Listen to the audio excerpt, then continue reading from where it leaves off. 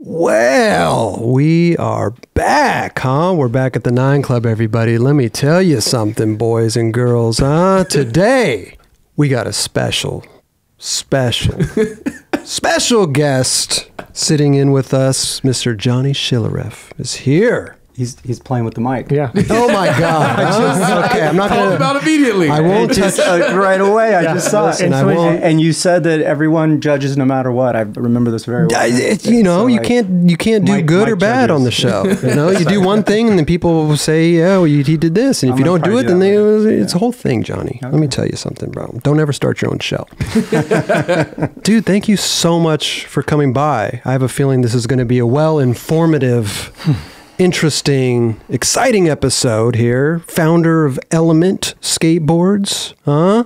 So, let's get into this, huh? Sure. How are you today, by the way?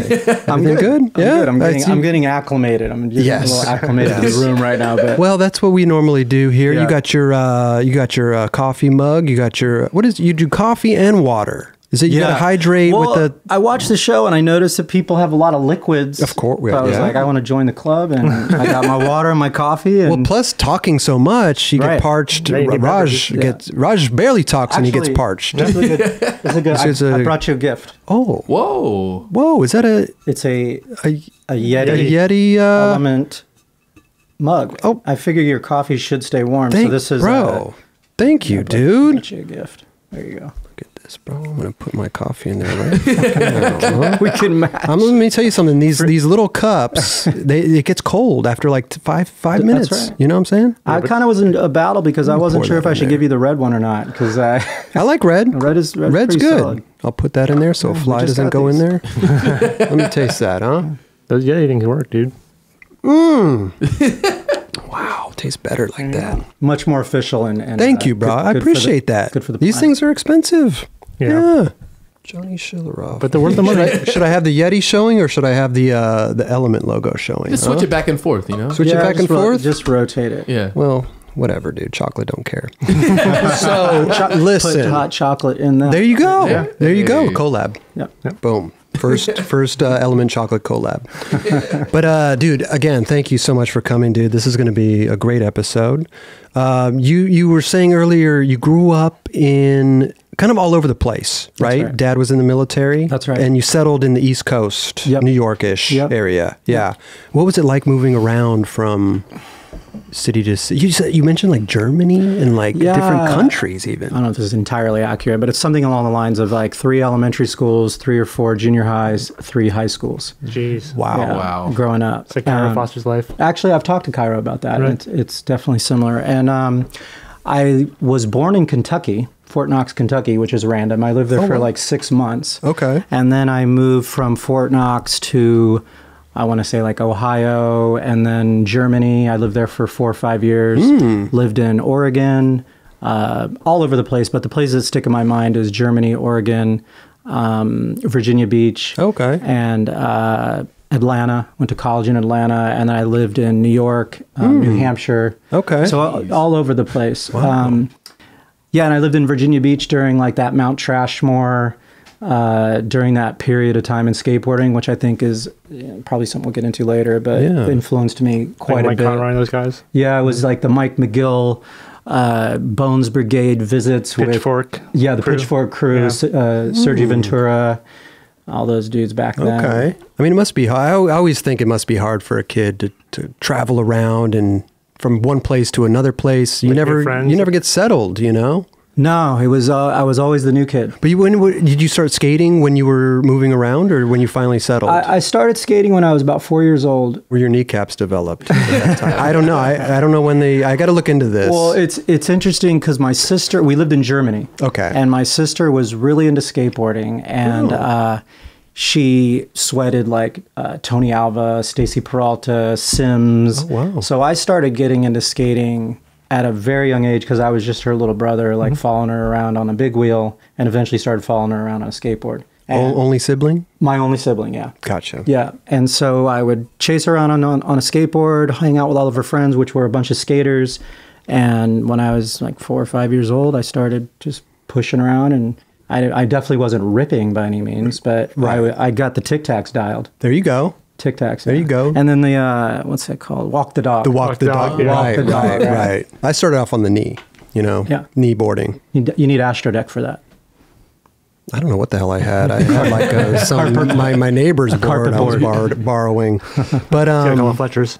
but Exactly. So when you finally settled in the East Coast, you were obviously, I mean, by that time you were what, 18 or something, or No, I was 16? younger than that. Yeah, I moved. I lived in Virginia Beach. I moved there when I was probably like in 6th grade, and then went from. I had a pretty dicey kind of crazy family background, so I ended up moving from Virginia Beach, kind of just on a random moment to New York. Like literally in 24-hour notice, I went from Virginia Beach to New York, and spent my high school life in upstate New York. you were out?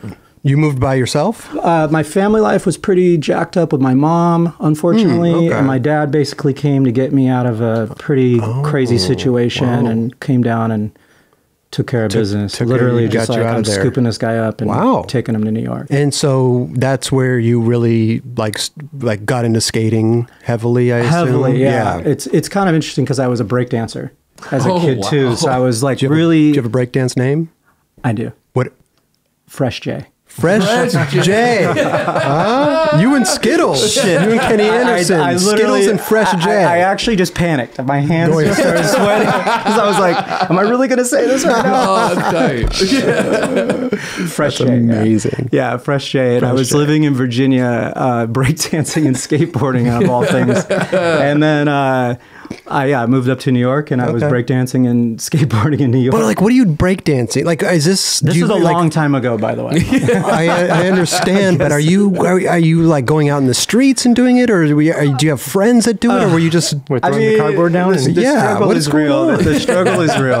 Oh my god, I can't. Or you just in your living room doing this thing, I or what? rehearse this in my head a lot, and I never even thought I'd talk about it. I said this to my wife. I'm like, we could end up talking about anything, and here we are. Here we are. Breakdancing, of course, not skateboarding. This is the 9 Club, man. We get down to business. It's pretty cool. I started going to roller rinks a lot and roll bounce. Like it was just what we did. We go to roller rinks and you'd skate, and it was like during the sort of revolution of hip hop, disco's like transitioning into hip hop, and so I'd go to the roller rinks, and then when basically you would slowly but surely the middle of the roller rink started turning into a dance floor. Gotcha. And so I did this transition, and I loved wheels because I skated. So I was a skateboarder and a roller skater.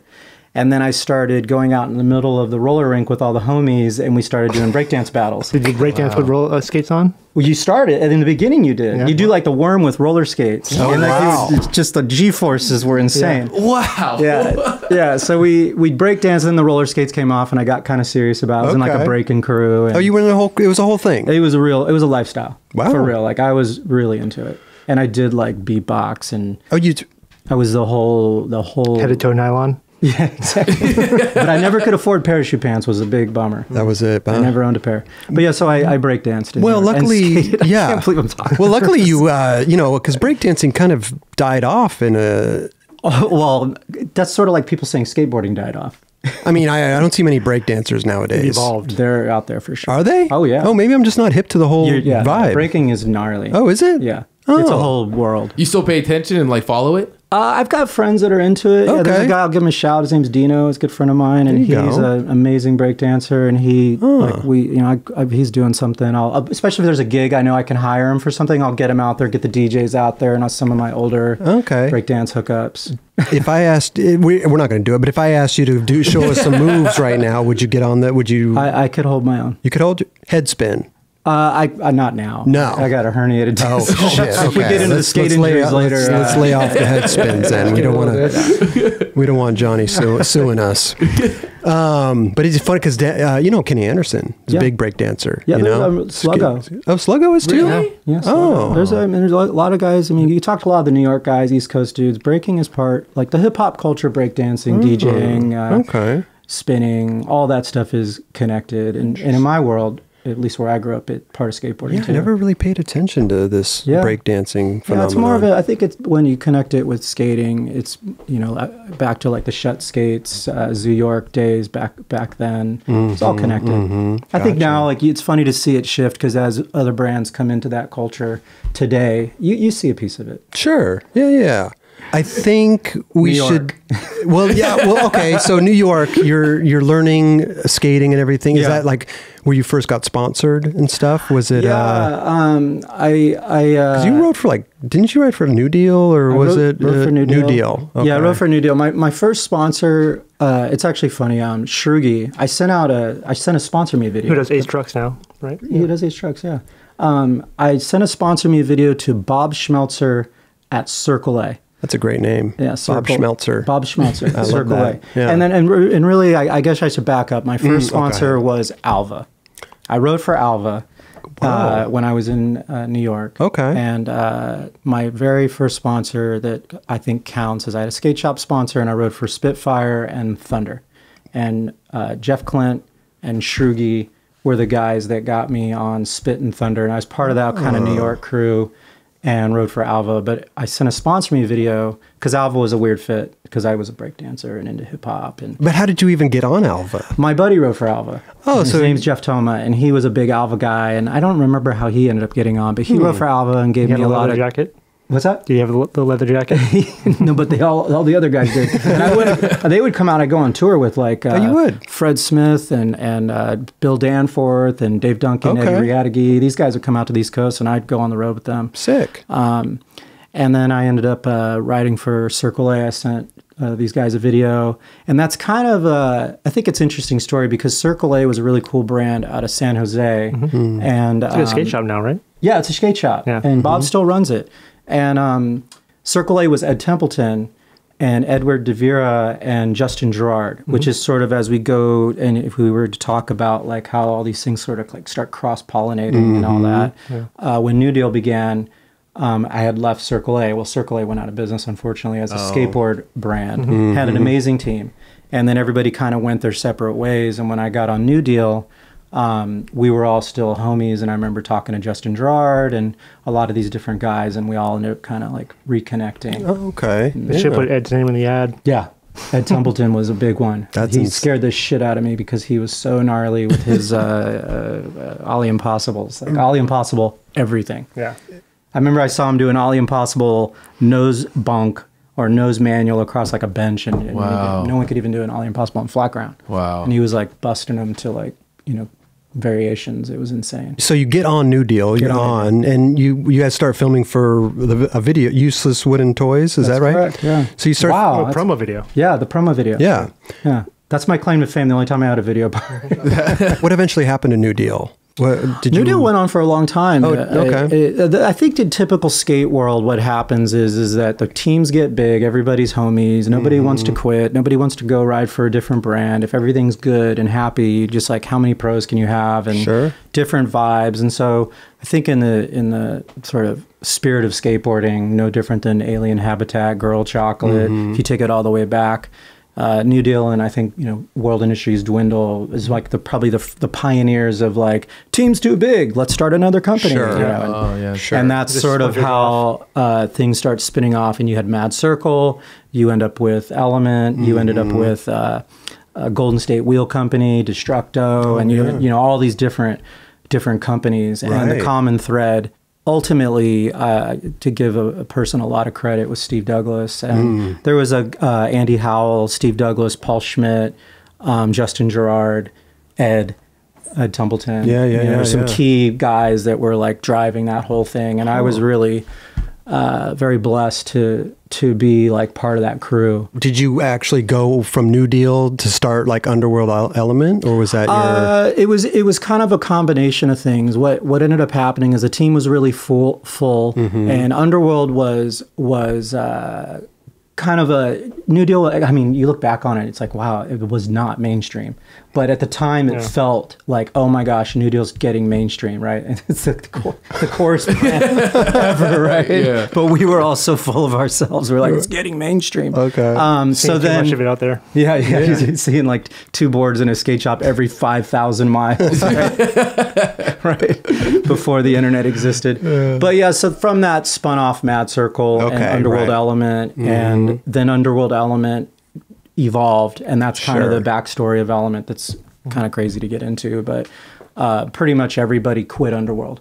Everyone on Underworld just disappeared. There was just a lot of drama, and skateboarding was shrinking. It was kind of getting into the 90s where things were hemorrhaging pretty hard. Right. So we were in tough times. So a lot of the original Underworld guys all went and did their own thing. Same thing with New Deal. Sure. It all started kind of unraveling. And 1993 is a rough year. Very rough. Yeah. I was very, very lucky. Yeah. Very lucky, because I look back on that, and you talk to anybody about starting skateboard brands in the early 90s, and it was almost impossible. Why was it so hard back then? Like, people just stopped skating out of nowhere? Wheels were this big. It was not attractive. I mean, going back to the hip hop thing. Sure. So one thing, and this is one of the things I think that happened to Underworld and a lot of brands back then, because you had like, I don't know if Big Brother was around yet. I don't think so. But either way, it was very negative. It was very dark times. Yeah. It was like the movie Kids came out, and people were looking at skateboarding like, whoa, I don't want my kid doing this. Huh.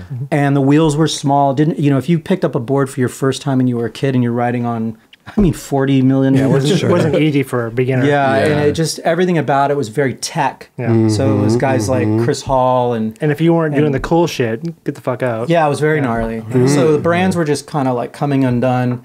Plus, it was a huge time between the transition between vert, which was pretty attractive. So you had like the Mount Trashmore, Santa Cruz, Pal Peralta, Animal Chin thing that everyone just loved. And you could see people flying through the air, and all of a sudden dudes are skating in Embarcadero on 40 millimeter wheels, doing like switch triple flips with like gigantic clown pants. And everyone was like, what in the world? So it just started unraveling, and, and I think it was pretty negative at the time. And kind of going back to like my broken home life that I mentioned earlier, I was going through a lot of things personally and didn't necessarily like where skateboarding was at. Like for some of the changes I was going through and a lot of things I've seen my friends go through. And I was trying to make a lot of decisions for myself of like what path I was going to take, and not to get, I feel like maybe the Evan Smith interview, I'm going to get a little cerebral here. But I was reading it's okay, Raj's microdosing. Yeah, exactly. Did you finally do that? Put something in your coffee, by the way. I think I need it. Go ahead. That was funny. So, I just was reading a lot of books, listening to a lot of music. I was really deep into like the conscious hip hop movement. So like things like the Jungle Brothers, Tribe Called Quest, the Native Tongues. I was very inspired by the positive movement. I was very inspired by reggae, Bob Marley. Again, reading a lot, watching, just really trying to figure out who the hell I was. Right. And when that happened, I was talking to Steve Douglas a lot, and I just was like, I want to do something really, just something totally different. And we were doing a lot of things at that time. We were like kind of serial skate entrepreneurs. I mean, like all of us. And so that's kind of the beginning of what I call Element. So, I mean, how old were you? I was 19. 19 years old. Yeah. That's pretty So, it was pretty sloppy. Sure.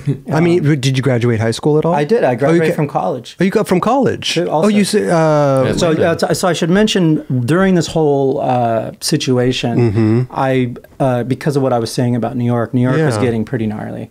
And it was just time to get out of there. And at that point, I was going back and forth from living upstate. I lived in Albany and Troy, New York. Okay. So shout out to all the people that are upstate skaters. It's pretty gnarly. Okay. So we were skating up there, and I was going to New York a lot, hanging out with Jeff Pang and Harold Hunter and all these kind of OG guys. Yeah. And met a bunch of people in Atlanta, because Atlanta had a great skate scene too, and it also had a great hip hop scene. And back to me, really breakdancing, loving rap and all that. Andy's from there, right? Yeah, Andy was living in Atlanta, and he's one of the reasons I got on New Deal for sure. Okay. So when and Andy went to the Art Institute of Atlanta.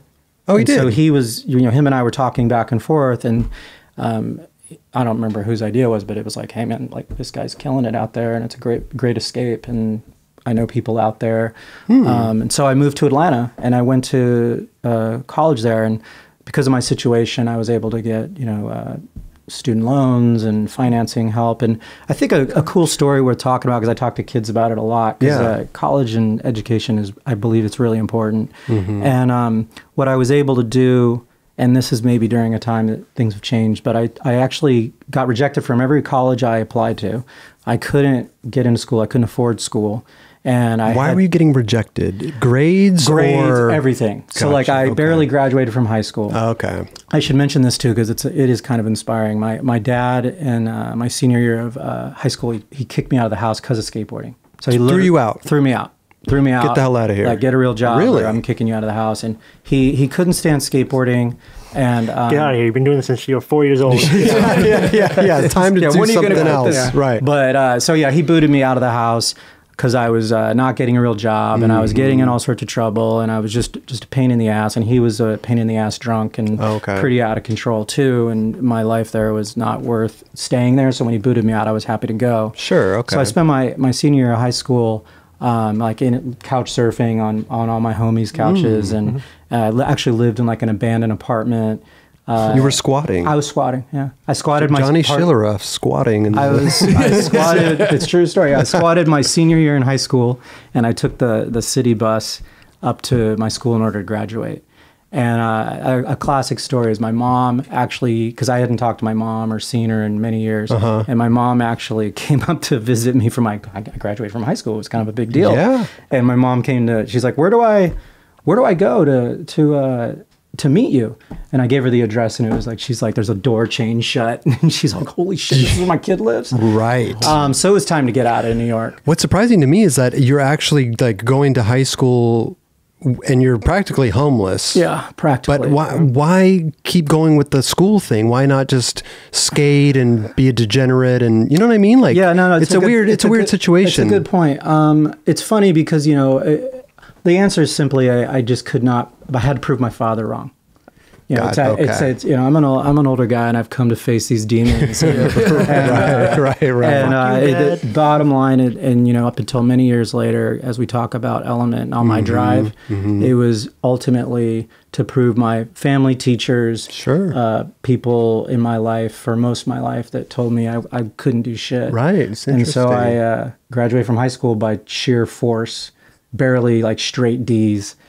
So then I'm trying to get into college, because I'm like, and I took a year off and skated. Right, sure. Just kept skating. Yeah. And the truth is that I twisted my ankle like really bad. I was like crying. It sucks because I was sort of plagued with injuries through my short skateboard career.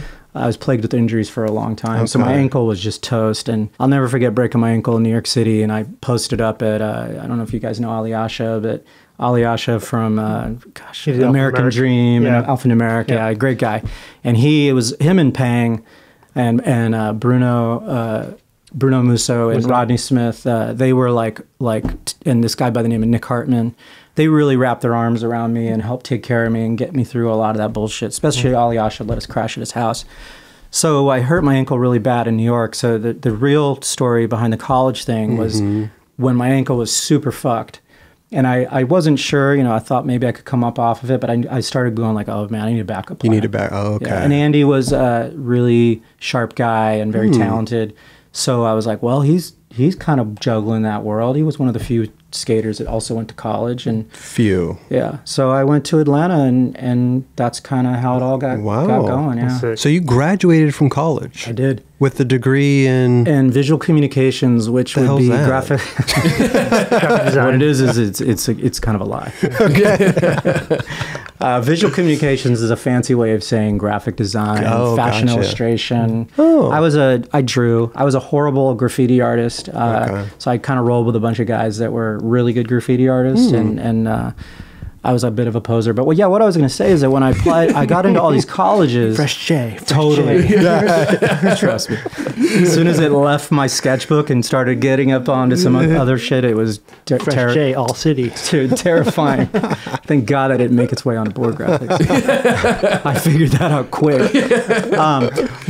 Yeah, so I ended up applying to a bunch of schools, and I couldn't get in because of my terrible grades, and I was getting pretty desperate. And then the Art Institute of Atlanta thing came up. But I always think what's cool is I mailed off a portfolio to a counselor there with my story, and they accepted me into the school because essentially, like, it was during the time when the kind of street art was popular, or like, what is this street art thing? And there was all people there doing like crazy airbrush and neon, bubblegum art. And so, I got into this college, and I actually ended up getting it was cool because I did horrible in high school, and I actually graduated college with straight A's. Yeah. Wow. Because it was all art. Yeah. So I went to an art school. Didn't do math. Yeah. So this whole time in college, you're not, Element's not even in the picture. Not yet. Not yet. The year I graduated from college, the guys all started everybody started going their own ways. Okay. And then so that's sort of when the Element thing started kind of transitioning. And then so what did you do? You just got together with Steve Douglas and said, hey, I want to do this thing. Steve was always like a huge supporter to this day. I mean, Steve Douglas is, I think, one of the most, he's connected a lot of fucking dots. Man. Sure. Like, you want to get a guy in 9 Club to tell you some shit. Oh, yeah. Steve is, I mean, he managed to go all the way to dwindle, and he's still doing shit. He's a hustler. Yeah. And he is a soccer hooligan, man. And he's a smart, sharp, driven human. And so Steve was always like probably one of the greatest supporters of my, he always believed in me. Okay. Even because I wrote for New Deal, and he was my team manager. So Steve Douglas was my team manager for New Deal. Okay. And Shurgi was my Spit Thunder guy. And I wrote for Vans. But here's this broke kid, right, coming out of college. Yeah. And you hit up Steve Douglas to do Element. What was the thing behind that though? I mean, how was Steve like? Well, how are we going to do this? Or what was the Underworld Element at the same time though? That was a hard transition too, because everyone was trying to like get their head around that, and that always got me like tense because I'm like, it's Element, And who was the first to leave? Jeff. And Rick. I want to say it was like Pepe and Andy Stone. I ended up writing for Capital. Capital, yeah. Yeah, and then that kind of like became the. And then I was at and Jeff did Cream. That's right. Yeah. And Pang was awesome, man. Pang was my roommate in Atlanta. Pang's the man. Yeah, Pang and I lived together in a loft in Little 5 Points for a while, and he was great. I mean, he was so much fun. He's a great dude. Love him. Great dude. Love him. So they all left, and it ended up being I was good friends with a lot of the guys from Pulaski and Love and New York, obviously, and started just kind of pulling guys together. Kenny Hughes, Reese Forbes, Bill Pepper were the 3. I hope I'm getting. I keep looking over you because you're like a skate historian. You know more about this shit than I do. Oh, he'll tell me about my life, will you? He'll correct you. He'll correct you. Yeah. Am I this is all good so far? You're on track. But Kenny wrote for New Deal.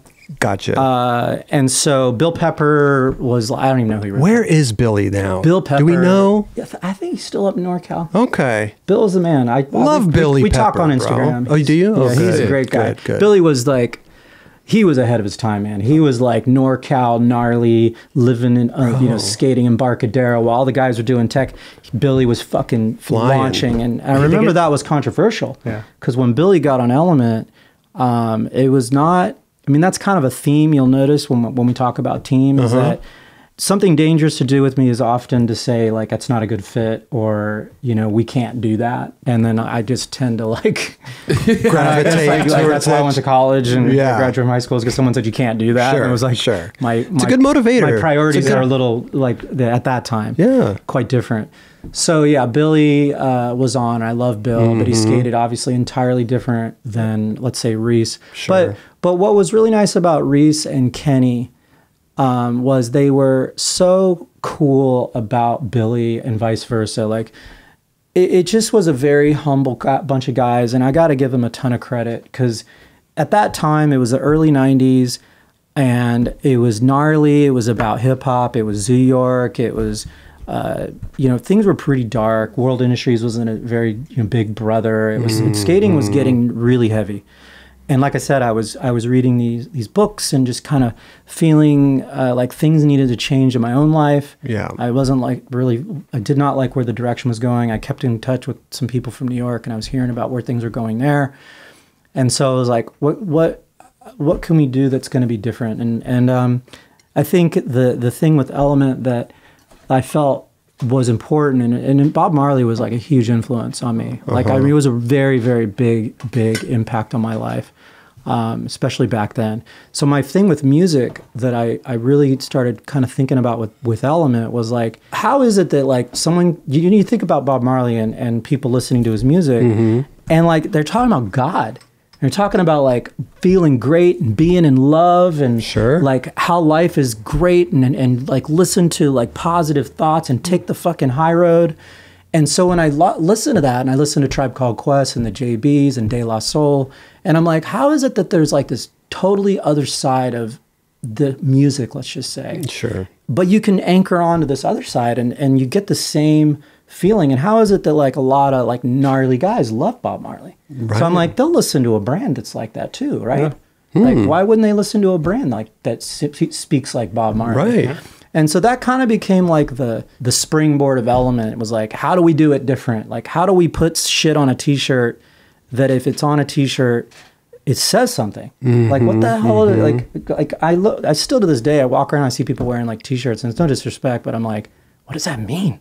Right. What is that? Like, it's just like a logo with this, like, it doesn't have any like symbolism. And so that became like my obsession was like everything at Element needs to say something rad and positive and have depth. And I was really like reading a lot of books about conspiracy theories and, you know, like Behold a Pale Horse and just a lot of interesting stuff where it just started like evolving into the idea of the brand.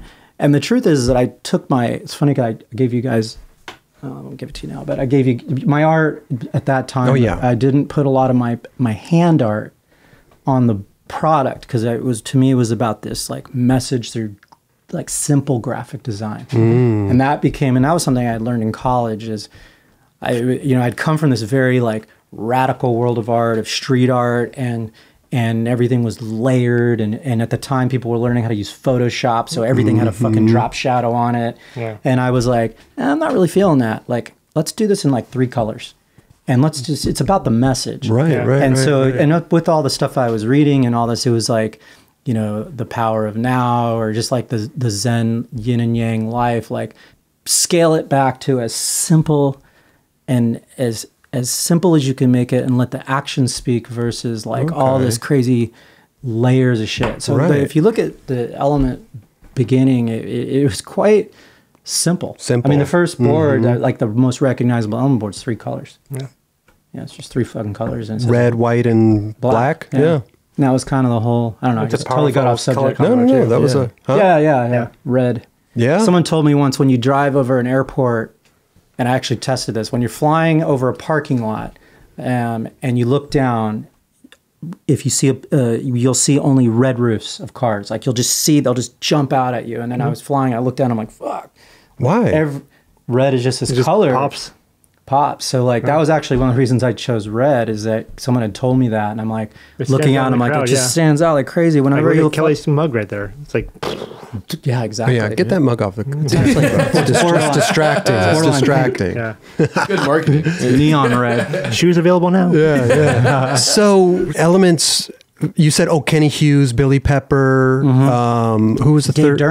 Dave Dern. Dave Dern. Wow. Dave Dern wrote for New Deal, and he was Kenny's homie, and Dave Dern and Kenny Hughes came over from New Deal and wrote for Element. And then Reese Forbes was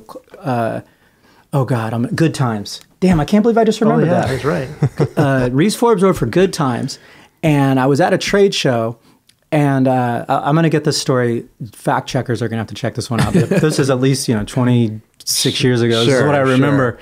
But I was at a trade show, ASR, and I walked by the Good Times booth, and I stopped, and there was this video of Reese Forbes skating, and I was like, holy shit. And I knew Dan Wolf knew Reese Forbes, and Dan and I were friends.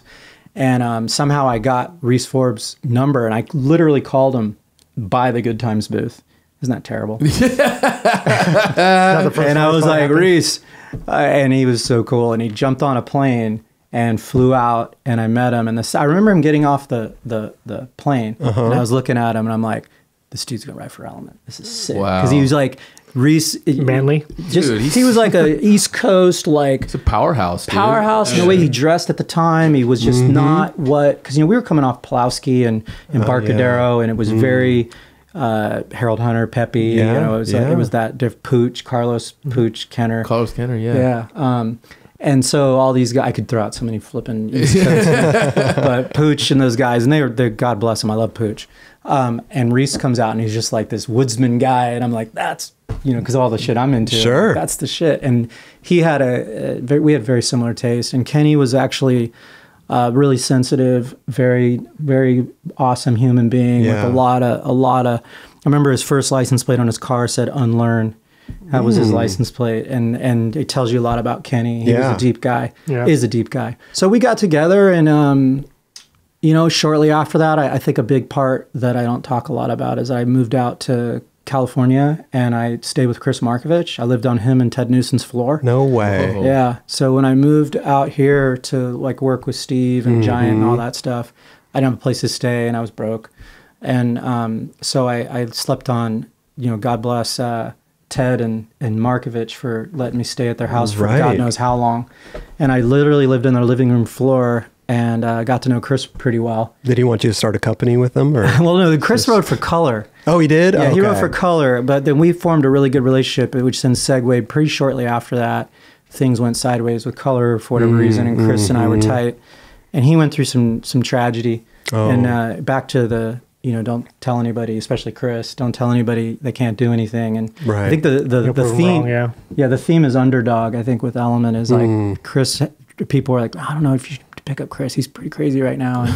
And, he's going through some shit, and he wasn't skating a lot maybe at the time. And he did so much for me. Yeah. And also he was an amazing skateboarder. Absolutely. So Chris got on Element, and he put out a video part right after that was absolutely fucking phenomenal, and just showed the world that don't be fucking with Markovich, because he backs it when he knows grind that rail. The third eye view video? Yeah. Dude, that part was insane. Yeah. I mean, he just I think he skated like Led Zeppelin. Yeah. And Chris, that's kind of when Element started, where like things were really starting to come together. I'm skipping over a lot of details. Yeah, it's all good though. Yeah. Dan Wolf was a big part of that. Dan Wolf. Oh, for sure. Yeah, he did Eastern Exposure videos, and he was a homie, and he was friends with a lot of those guys. And so between Dan and myself, and Dan was always amazing filmer. We've always had great video people. And Dan, a lot of those guys really believed in Dan and trusted him in the lens, and that's kind of where Donnie and a lot of those East Coast dudes came through. And then because I was living out here, because it started out almost all original East Coast guys, so I was sort of bringing in East Coast dudes on a West Coast brand, which was a pretty odd thing. And people weren't, because I was living out here at that point, and people didn't quite understand, like, why are all these East Coast dudes on Element? Right. And it was because I was from the East Coast, and I knew all those guys. I know what Element had the same vibe, too. It did. Yeah. It was like more hip-hop. Yeah. Then when I came here, it was like where the Jeremy Rays and the Markovich, and then you, like, all of a sudden you're pulling in these... Markovich from Florida. He's East Coast. Yes, that's true. Yeah, I forget about that. But yeah, so Markovich got on, and Jeremy got on, and... Wow. And BAM. Well, the BAM days, right? Yeah.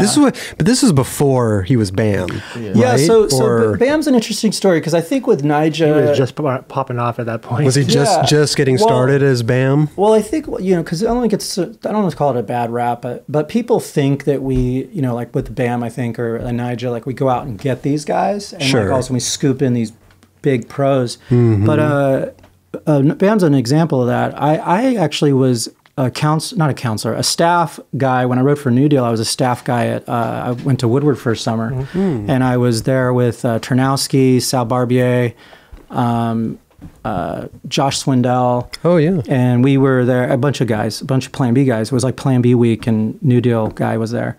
So I became good friends with those guys, and that same kind of back to Jeremy Ray. Like these are all these weird kind of connecting points. But, I met BAM there when he was like 11 or 12. Right for Evil. I don't even think he wrote for anyone. He was a camper. Really? Yeah, he was just a camper. Oh, wow. And Phil came up to me, and because he was there, like Bam's dad, and Phil came up to me and he was like, Johnny, or Bam, meet Johnny. Like he was connecting all, introducing Bam. How the hell did Phil know who you were? I just was there all week, and Phil, they live near there, so I don't think Phil was staying the night. I think he was maybe going back and forth or something. And you hear stuff when you're in the Phil tracked me down, or I don't know, I don't recall, but either way, Phil and I were talking, and he brought over Bam, and I remember it distinctly because he was like, "This is my kid Bam, and he's gonna." Be a big pro one day. And then, and then I looked at Bam and I was like, well, and this is like right when there was like this transition to starting, Element and getting involved with like being an entrepreneur. Okay. And I looked at Bam and Phil and I was like, well, I'm going to start a brand one day. And, Bam and I talk about that story. No way. This many years later. It's pretty fucking crazy. Yeah. So after he sold millions of boards. Yeah. And so when Bam got on Element, it wasn't there yet. I mean, he was doing CKY. Yeah. I mean, Bam was... He was skating hard. Yeah, totally. Oh, yeah, he was gnarly. For sure. Bam was so gnarly. He got on Element because he was an amazing skateboarder. It had nothing to do with anything but the fact that he fucking ripped. But he was kind of the first guy to also kind of step out and start doing funny shit outside the skateboard. Oh, yeah. Obviously. Look at that, Well, I remember when he Bam brought the CKY video to Giant, and he said, like, or Forum 1, whatever, Giant Forum 1, it's kind of all intermingled, but he brought it there and we were watching it. I was with Kingman actually, and I was like, what the fuck? Like no one had seen anything like that. And at the time, Bam was just kind of on a mission to, he also, it's consistent with skaters, right? He's like, I'm going to fucking prove everybody wrong. Sure. It's a running theme. His whole life. I'm going to buy a Ferrari. Like no one says I can do that. Yeah. Prove my teacher wrong. I mean, that's Bam's story is basically the very similar story. He's got great. I mean, you guys have heard it. Well, I want to get into the whole Bam phase too. But you had just mentioned Giant Distribution and 411, right? Which you help. Yeah. Which you owned, right? You help co-owned, co-owned. Sorry, I always want to make sure I give all those guys. I know. There's a lot of politics out there, but co-owned. Yep. How did the Giant thing come about? And then 411. Yeah. Shortly after? I always forget the order. Yeah. But more importantly, it was a bunch of brands that were all under the same roof. It was built out of necessity. Yeah, there was a lot of ego. Like people, like I was like, I don't want, because the Element was at the New Deal Distribution Center. Similar to like how everything at World Industries, it was like Blind was at World. Okay. So like, now that I wasn't on New Deal, I got kicked off New Deal, by the way. I should mention that. What'd you do? I hurt myself so much that I wasn't able to put out footage and skate, and Steve had to call me, and poor guy. And, he's like, dude, we love you. And you can still. Wait, so Steve Douglas kicked you off? Yeah. That's pretty. Yeah, we were friends. I mean, it was a tough call. I cried my eyes out. Yeah, but he still brought you into the fold. And yeah. He just had to take care of business. It's incredible. Yeah, no, he was like, you're not on New Deal anymore because you can't skate anymore. Which is I actually couldn't physically skate properly for probably 5 years. Oh wow. I mean, I could skate, but I couldn't turn my ankle. It's hard when you're injured. You can't skate to your full potential. Yeah, well, as soon as Jason Lee brought that tray flip, put that shit on lock, everybody was screwed. So Steve Douglas kicked you off New Deal, but said, don't worry, we're going to start the biggest skateboarding brand in history. You're going to be just Don't fine. worry about it, Johnny.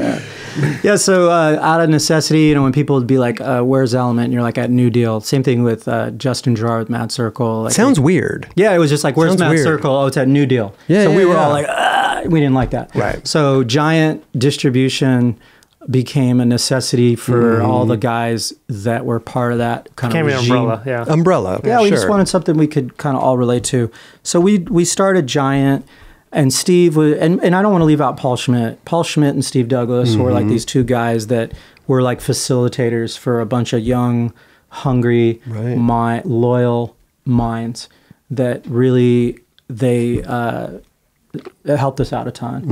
And Steve was always that guy that he just always was like he would be like, I'm not the creative guy, you are. He just really I always, that was the one thing that I to this day, when I talk to him, I'm like, man, like, worked with a million people.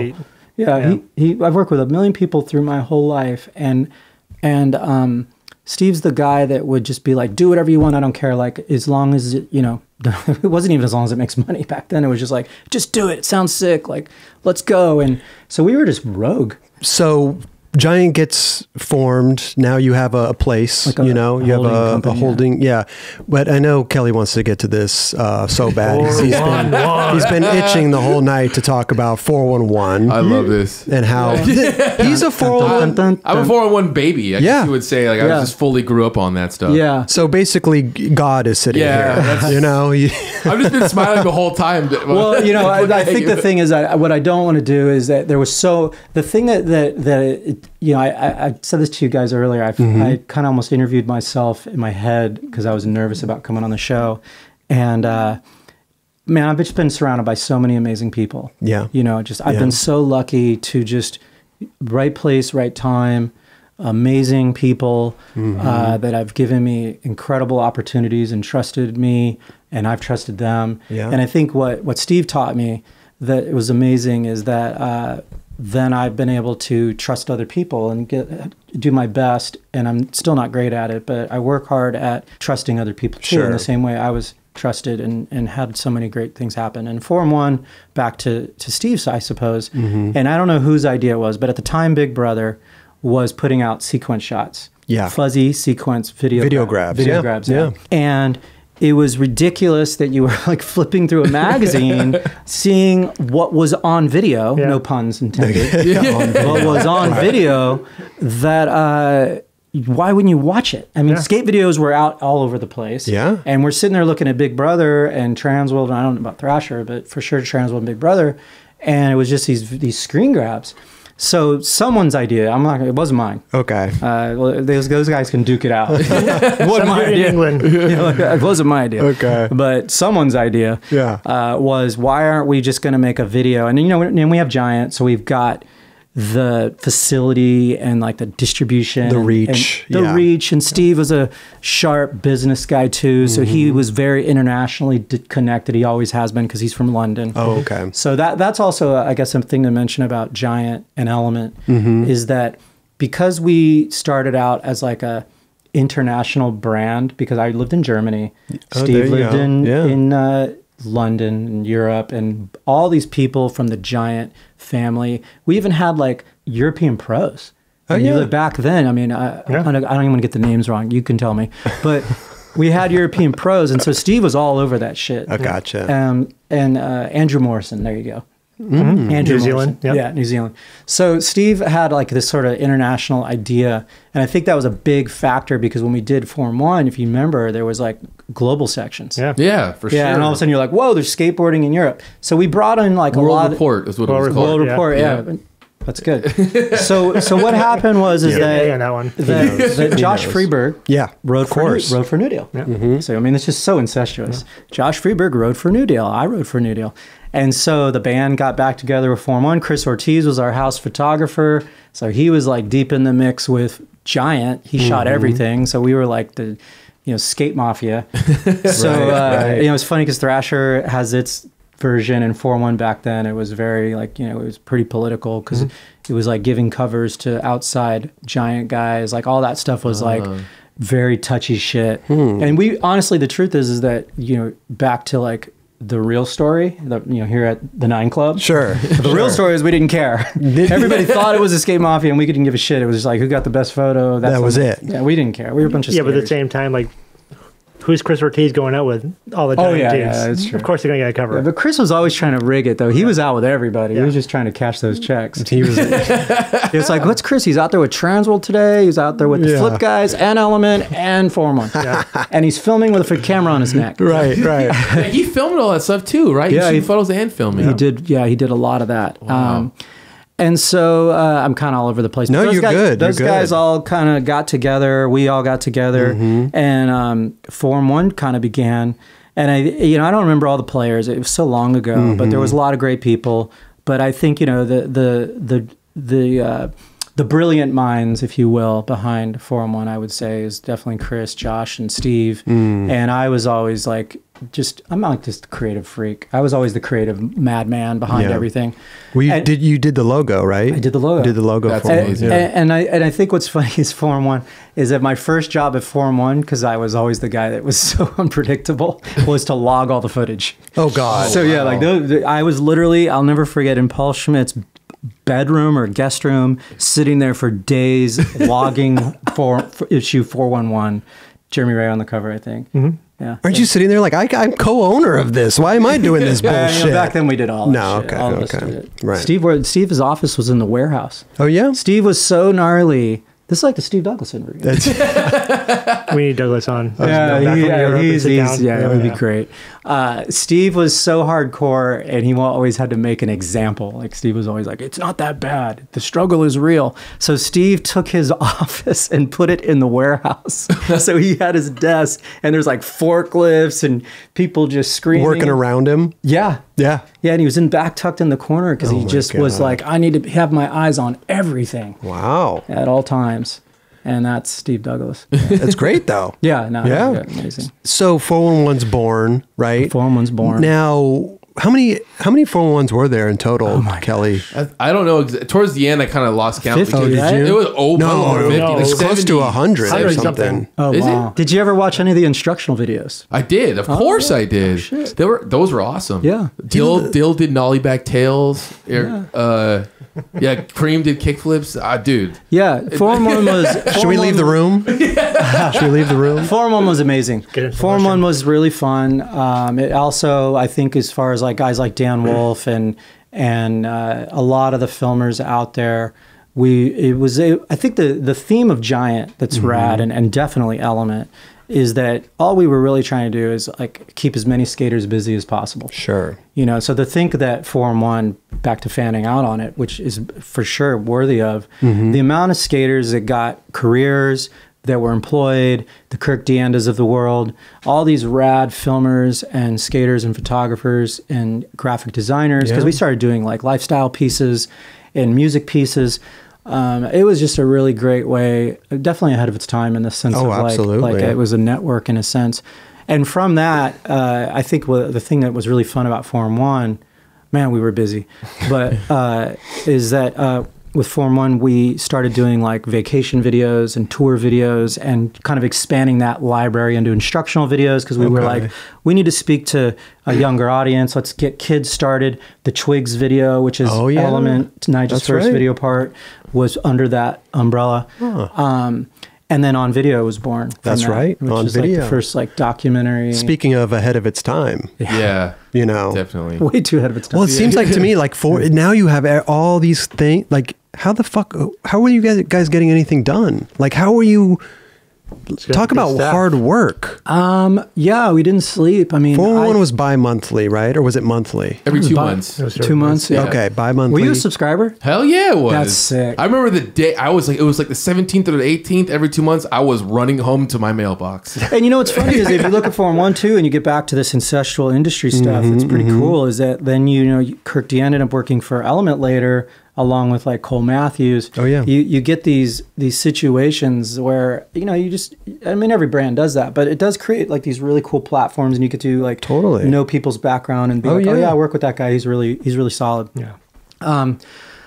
But yeah, how do we? I mean, I literally lived in my office, like no doubt. I can imagine. I literally slept on a couch. Yeah. And but I think it like definitely changed a lot because like skaters are so visual. They're such visual people. Yeah. You know what I mean? You could always read interviews and get the background on people, but like watching it and hearing them. Yeah. That's why I think people like the 9 Club. Because you could hear and watch your face telling these stories, and I agree with that. And skateboarding back then wasn't coming out so often. I mean, it started to. Like you would see a girl video would come out. 411 was like the Instagram at that time. That's right. So they'd come out constantly, so you got to see good skateboarding. Yeah. But the other thing I was tripping on was because I didn't realize this because I was so happy about it, but. How did the industry take it? What you guys were doing with a video like that? It's kind of funny. People did well. They obviously liked it because it was pretty successful for a long time. And I should mention that the part of all this that's crazy is that money back then especially, and success was never part of the plan. Like you just never really went in like, whoa, this is going to be huge. Like 4-in-1 was just like, this is going to be sick. Like, why are we looking at Big Brother with a bunch of sequence screen grabs when we can watch it on film? Like, let's make a magazine. And I was saying earlier, it was like inspired by like MTV was a huge factor back then, because the little transparent logo in the right hand corner, the low thirds, like that was like, oh yeah, MTV does that. That's sick, and I don't get sick of looking at that thing all through the whole video. Let's do that. Plus your logo's there the whole goddamn time. And so people, it depended. There was, it's typical skateboarding. There was purists that thought it was like, a big thing with Forum, and I remember that was political, is that we would put a lot of people in it that people didn't think were worthy. So for example, we would put people in because they sent, basically people that worked their asses off would get in the video. So the days of like filming for years and the video coming out, we started kind of like, I guess in a sense, like Instagram is today. Forum 1 was that back then, because guys were like, that's fucked up. So-and-so's been filming a part for 2 years, and Joe Schmo from Europe just did this. But then Joe Schmo could easily be Yako. But there's so many foreign. Shout out to Brian Atlas. He would always say like, "Man, those chaos dogs." That's what people would call them. Chaos section. The chaos section. Those guys like. I haven't talked about this in so long. I bet, There were the dudes that were always in the chaos section. Jerry Fowler. Jerry Fowler. That's right. There's like Gary Smith or something like that. You know what I mean? Yeah. Like they would kind of make their way, and that would help them it out a lot. It helped a lot of people's careers. You know? And that was an amazing time in skateboarding, and that's kind of why On Video began, because when Forum 1 was like pumping out footage, we were sensitive to that, and we understood, we were a bunch of skate nerds. I grew up like so gnarly loving skateboarding that I understood the purest piece of it. So then we were like, oh well, what's the VH1 version of storyteller, and it's like VH1 behind the scenes. So we were like, oh, what's the VH1 version of Forum 1? And it was On Video. That's amazing. So that was like the whole theme. It's actually, now that I'm kind of thinking about it, was VH1. I think that might have been where we got the idea from. Makes sense. And we started doing like the behind the scenes with Nodis, and obviously we started doing like spots, and that was a really fun time. Also, too, you're setting yourself up for more work. Yeah, that again, we were, it was a bad... But 411 was crushing it, right? Yeah. So you're like, the only thing that makes sense is to expand on that and bring in On Video. Yeah. It's just going to crush it just as hard. Yeah. But it didn't last. On Video was like an educational piece too. Sure, but it didn't even last that long. What's funny is a lot of work. That's what I'm saying. Yeah, it would take like months to prepare and schedule, and it was something we weren't, we were young. Sure. We weren't ready for that. And so the planning and storytelling and screenwriting and these things that we weren't that great at.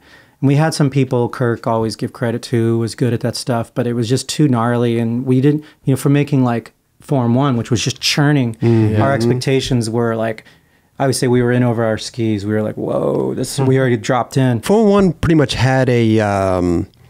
It was pretty much set in stone, right? Yeah. It was like, you got your profiles, you got this, you got that, and then here comes On Video where you're like winging it. What should we do? The whole thing on Danny Way. Sure, that was gnarly. But why not take a break? Why not say, let's just chill on this On Video for a little while? Let's regather ourselves. Were they only doing quarterly? I think it was quarterly. I mean, honestly, it's because we were just crazy. We just didn't know what we were doing, and I had Element. So like, I think what I had I was probably more fortunate than some of the guys in a sense that their whole deal was Forum. Got you.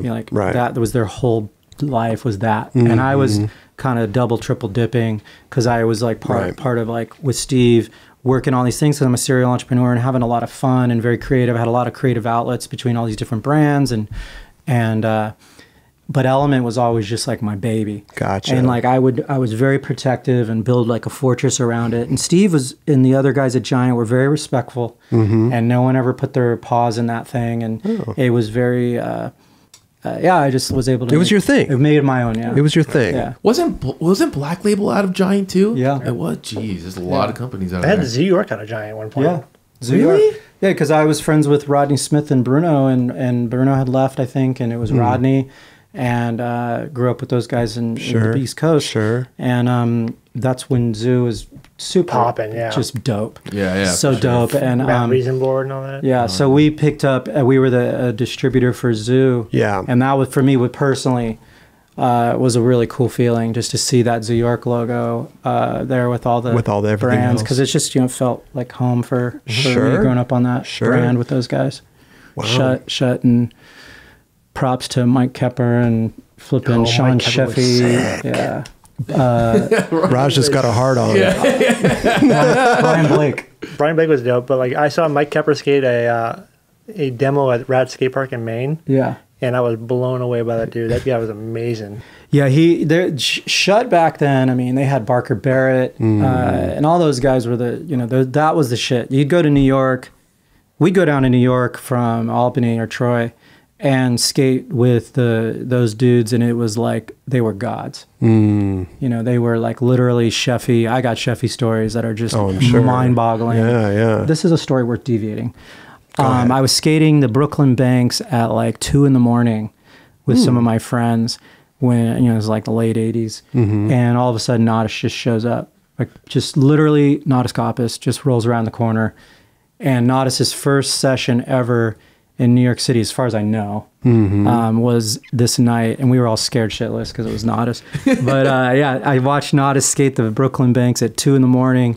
And I'll never forget, because, we'd skate those things for years. Yeah. And that dude was just hopping over he didn't even know what we could and couldn't do there, I don't think. Because, it was before media and all that. And he was just like, it was all over this wall. And we were like trying to fucking huck ourselves over that wall for like 2 years. And not, it's just like, the thing I remember that was so gnarly is that on the high side of the wall, he back pivot, just ollie back pivot and pop back into the bank in the 80s. Yeah. 2 o'clock in the morning, first time skating Brooklyn banks, and that was just changed my life. Wow. Changed my life. That's so right. It was so dark too there. Yeah, dude, that was so gnarly back then there. Let's go back to Element real quick. Element.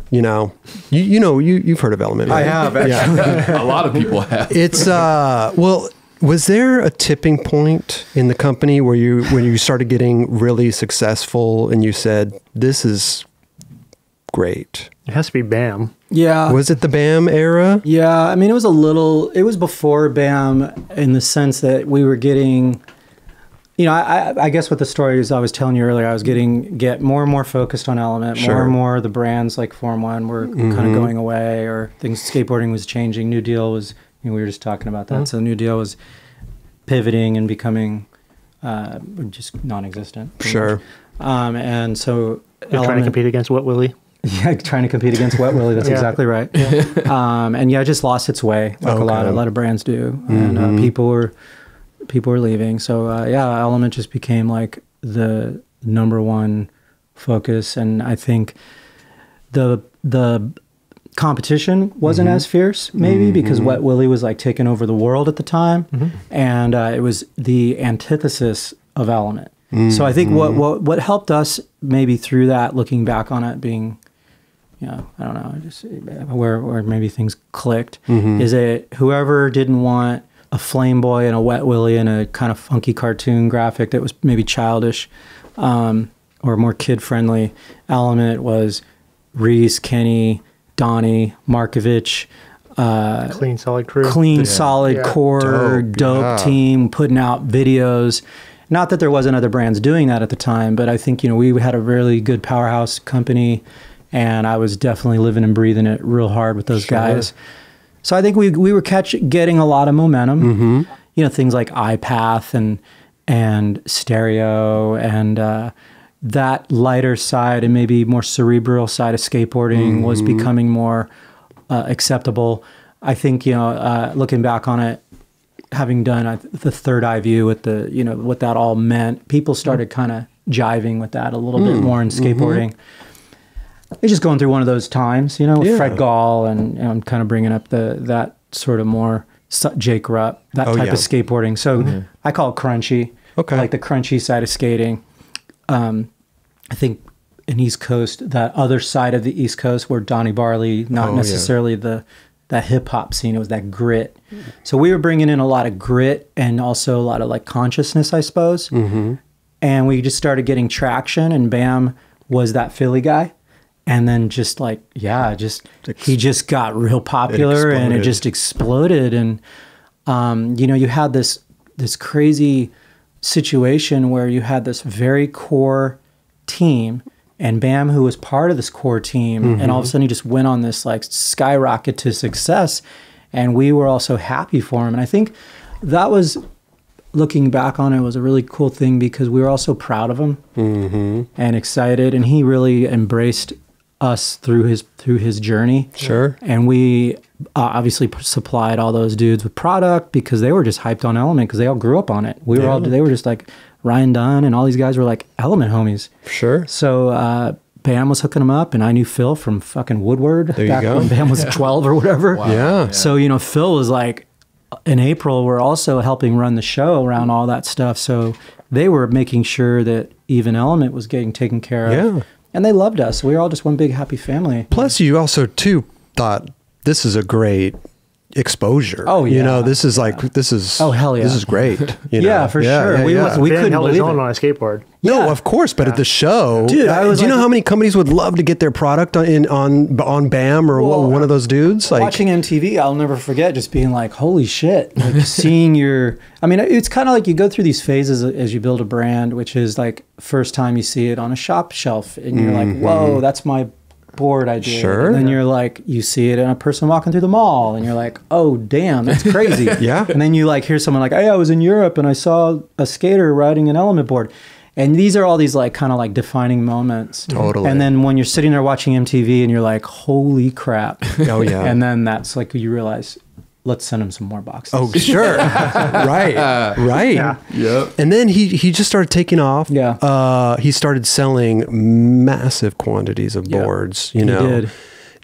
What was it when Bam was here? We were trying to They sell remember more like than Girl and Chocolate combined. sure. Oh, yeah. I Well, mean, like 40, 50,000 boards a month or something. Yeah, he was making more boards because, you know, at the time we were using Pia sticks, but I think that, you know, he was making as many boards as Pia sticks, doing multiple brands. That's insane. Yeah, I mean, he was like his own Brand. He was his own brand at Element. Sure. And yeah, it was just a really crazy time. And we all kind of did, you know, we just continued to operate like Element. I mean, I think that was what made it cool is that as that was all happening, we were still making videos, still going on skate tours. Bam was doing his best to go on the tours with us. We would go to Bam's house and skate with him and his crew because he had you know, there was all sorts of great places to skate there. And he invited us there a lot. And yeah, it was a crazy time. And I learned a lot through that. But how do you navigate selling that many boards? It seems like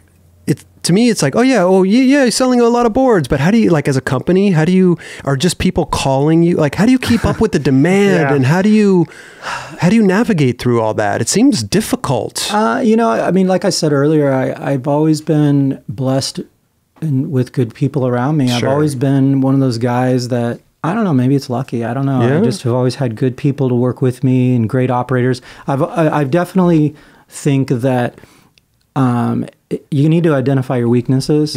Of course. And when you realize that, it's there's no reason to like try to do something you don't really like or that you're not good at. There's nothing wrong with learning about it as you go.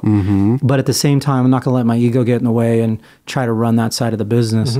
So I've always had we shouldn't say I. I's a weird word.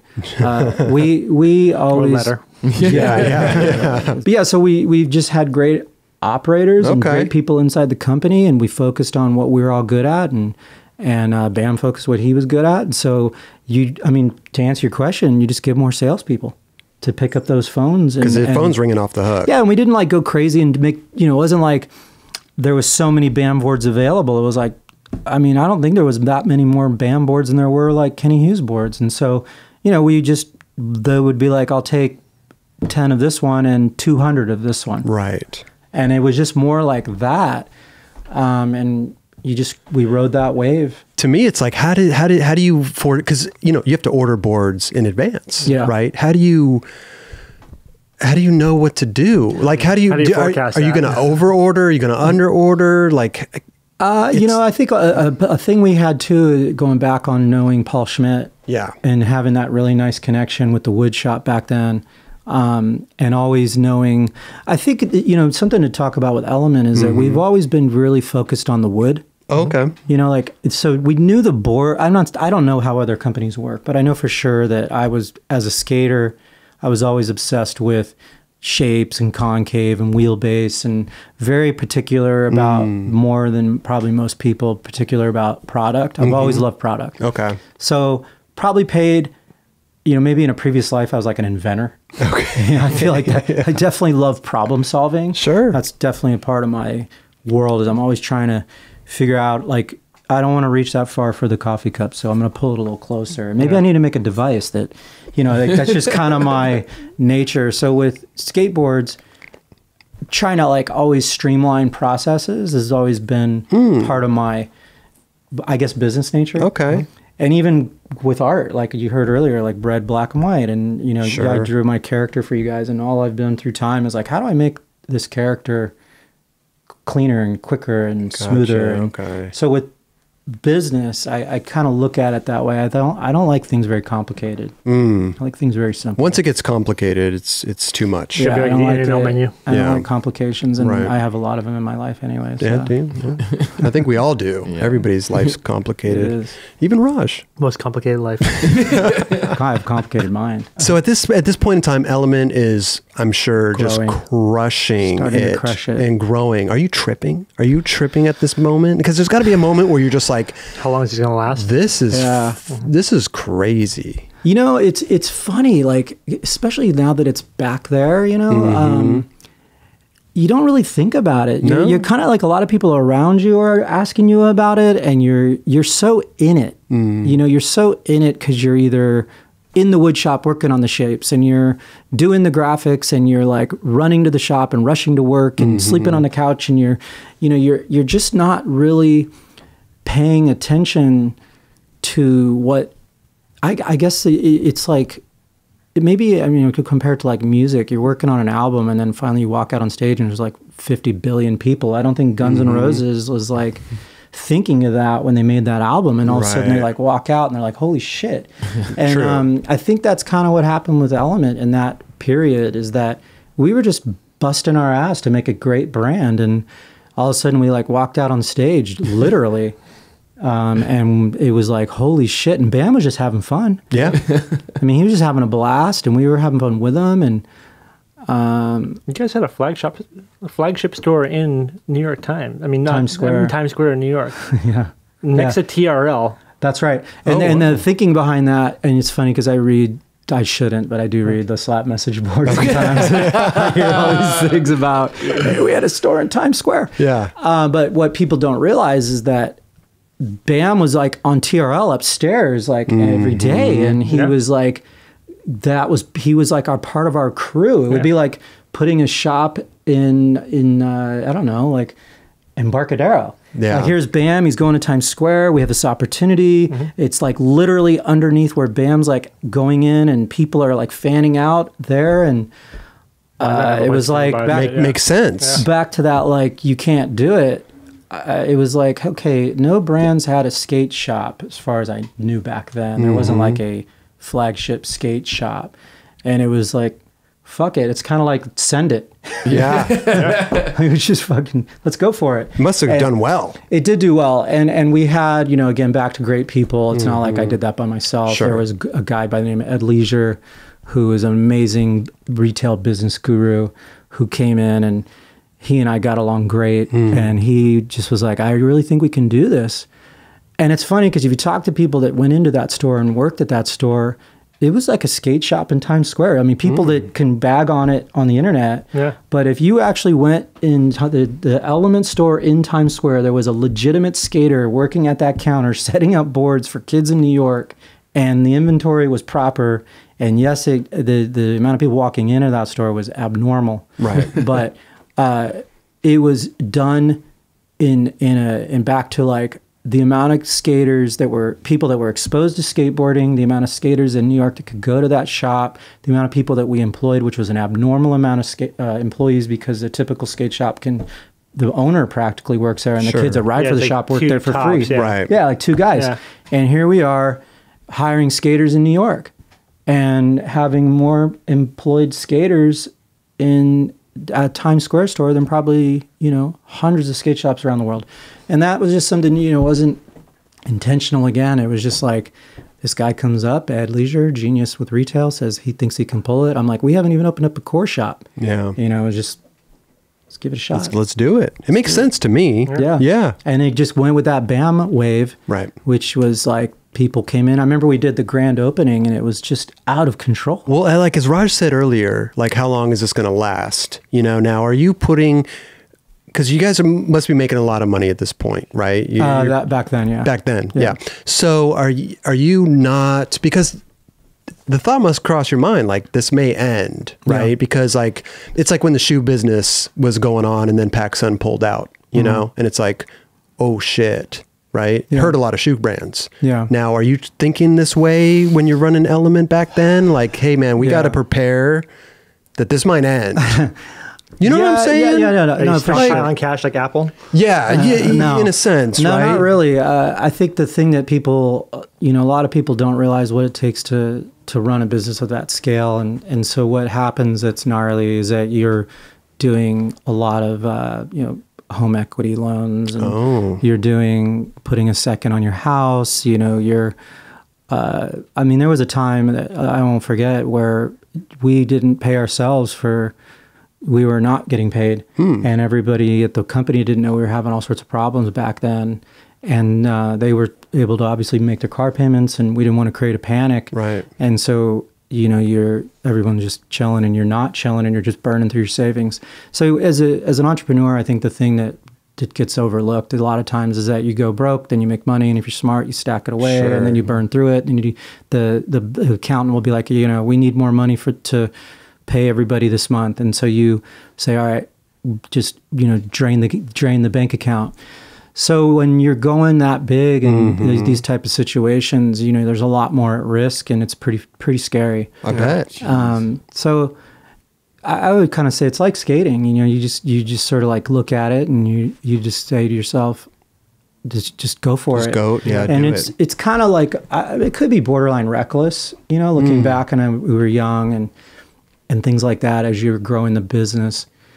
But now to answer your question, it's not what people think. Yeah. And we get pegged for that a lot. Sure, sure. Because of how much visibility we have. Yeah, but it just, to the outside Sure. looking in, it's like, oh, they're killing it. Like Yeah, this I'm not guy. complaining, by the way. Sure. Skateboarding's been very kind to a lot of us. But we all know skateboarding's this wave. Yeah. It goes up, it goes down, it goes up, right. it goes down. Companies go out, some companies don't. It's not a fun business to be in sometimes. I think the thing we talked about it earlier. To me, the kind of secret sauce is always just to stay so relevant. And I don't know if that's something you work at to stay relevant, or if it's something that it just happens. Yeah. But with the BAM thing, and then obviously the Nyjah thing, and lots of different moments we've had with great team riders, Muska. Oh yeah. Mike V. I'm just thinking of the big. There's just so many guys that you just got to just keep your sword sharp, and that's kind of been I think if you do that, you just don't let your guard down. Right. Well, I was going to ask something, because I always trip in this of the higher, like guys that are higher up, you're running the company and everyone sees Element everywhere. And all the young kids, they think, oh, that's Element. Like they must have money. I can get with all, like, I deserve this, or I deserve that, or whatever. And then they don't realize that you have this shop you have to take care of. You have these employees and all these things. Like, do you have to explain that to people, to these kids? So like, because that's something a lot of kids don't understand. I guess sometimes it's not something that like jumps out at me. But you can also be like, hey kid, you're just some nobody. They, This is what you're worth to us. Goddamn, Raj. You know, there's a lot of overhead that you have to deal with and all these certain things, and it's like it's hard just to please everybody at the same time. Well, I think we've always been able to take good care of our guys, probably better than a lot of brands through these times because of good timing and great writers. And obviously, I think a big thing with Element is expanding from decks to obviously apparel and making, building a brand. Yeah. And that's been a different type of journey than your average skate brand. Sure. So we are able to do things and tell stories that are a little bit more unique. And I think obviously capture a bigger audience. And then it affords us to be able to probably not run into those type of questions as often. And, you know, going back to like hooking up skaters. I mean, it's just kind of always been the theme of like hooking up skaters all through the process. And you know, each team builds the next team. Yeah. And then that's how you keep the generations going. Because, you know, if Evan Smith is spotting a rad dude, or someone saw Nija, or, you know, you're grooming the future constantly, organically. Right. And never by force. It's like these are, I think that also going back to your question, most of these guys have been a part of the brand for a really long time. So we're not just going out and doing like the NBA does and getting like LeBron. You know, Nigel's been on and he's loyal to the brand. Right. Tom Schar's loyal to the brand. Nick and Julian, these guys have been around for a long time, and they've slowly ratcheted up. And like you say, they aren't just coming. They know when they first get on, they got to earn their place. And often, guys, you know, especially now that my kid skates a ton, you know, I'm out at all these contests and I'm out in the field often, and people come up and they just think that their kid's just gonna like put my kid on Element. I'm just like, nah, dude, it's just like still. This is how it works. Sure. You got to earn your stripes. And the team constantly reminds me, you know, can they fit? Can they get in the van? And that's always the test. You know, can they get in the van? Sure. And how crazy is it to you that Andrew Reynolds daughter rides for your brand? It's insane. It's insane. I mean, I think that there's like these. You know, it's kind of funny because I don't really talk to the team about this part often, because there's like this old guy piece that comes out where I'm like tripping because, you know, Nodis, Muska, Mike V, I grew up skating with as a kid. These are like my childhood heroes. And to see these dudes be on Element or be a part of the brand Appleyard, and it's a really, you know, Tim having made that transition from New Deal to Element, it's just really cool for me to see these people that are so iconic in skateboarding and then like have these futures that are on our homeland, I suppose, is really exciting. And Andrew with Stella has just been this amazing thing, because I have so much respect for Andrew, but at the same time, you know, I've talked to him a lot about it, and it's about Stella. It's about Stella and her ability and her journey, her passion for skateboarding, and she loves Element, and he respects that. And just like my son, he loves certain brands. Yeah. And I respect that. If your son wanted to get on chocolate, you wouldn't really, would you be all right with that? Or a little piece of you must be like, man, my son's going to skate for Element. Huh? I would be totally fine with that. But what I love about my son right now is that he's Element family. He literally grew up skating with Evan and Nick and Julian and these guys, and they've just groomed him. He's probably going to be pretty good. Yeah. He's good. He sent me footage of him. Oh, really? Fucking kid rips. How old is your son? He's 13. Oh. He's on the Adidas Flow. There you go. Wow. So he's skating in contests. And he's on Element Flow? He's on Element Flow. and honestly, it was funny because with the team, it's like one of those things where I was like really dicey about like, oh, I don't know, man, like my kid on Element, that's kind of gnarly. Right. The politics, and I'll never forget a few of the guys were like, dude, he's family and he's ripping. He's like a twig. Like, you got this history, and he's like killing it. And he's out at the demos with these guys. Like, he's been doing it with the team. Yeah. And he's like, kind of, I guess, like what like Cater is to Andrew, and this my son Camp is, that's a whole other, like, it's just opened up this massive. That must be wild to watch, dude. It's crazy. It's truly, there's no doubt that I've had like a second wind in skateboarding, because I've really. If I were to say one thing, and I feel like I'm just talking. But if I were to say, that's what the show is. Don't worry about it. Don't worry about it. You can like hear myself. If it was silent, it's like Charlie Brown's like wonk wonk. But if I could say, I've been just so lucky with timing with the BAM thing. Sure. And then like, I'm getting older and I still skate. I love skateboarding more than anything in this world. And then to all of a sudden as I'm getting too old to really huck myself, and I'm getting it's gnarly, you know, getting this old and trying to still, you know, taking the cement it's hard. Cement's not It's hard. soft. I never learned tranny. I don't skate with pads. I don't know how to like do knee slide. I'm like, it's gnarly. Take it to the shoulder. Yeah. So I go to parks now and I get out there and you know, my favorite thing to do in the whole world, literally my favorite thing to do is to go out, film with Dave Hong and my son and the team, and I'm out in the streets climbing fences with these guys. And dude, the first time I met you, real quick, I met you at the barracks. This is 2013 or something, and you were skating around. Next thing I know, you like, broke your collarbone. Oh, that's right. That was gnarly. I was like, what? I didn't really see what happened. I just heard something, and then he's like, dude, he broke his collarbone. Wallying with Ray Barbie. It's the only good news about it. We were doing a Wally train.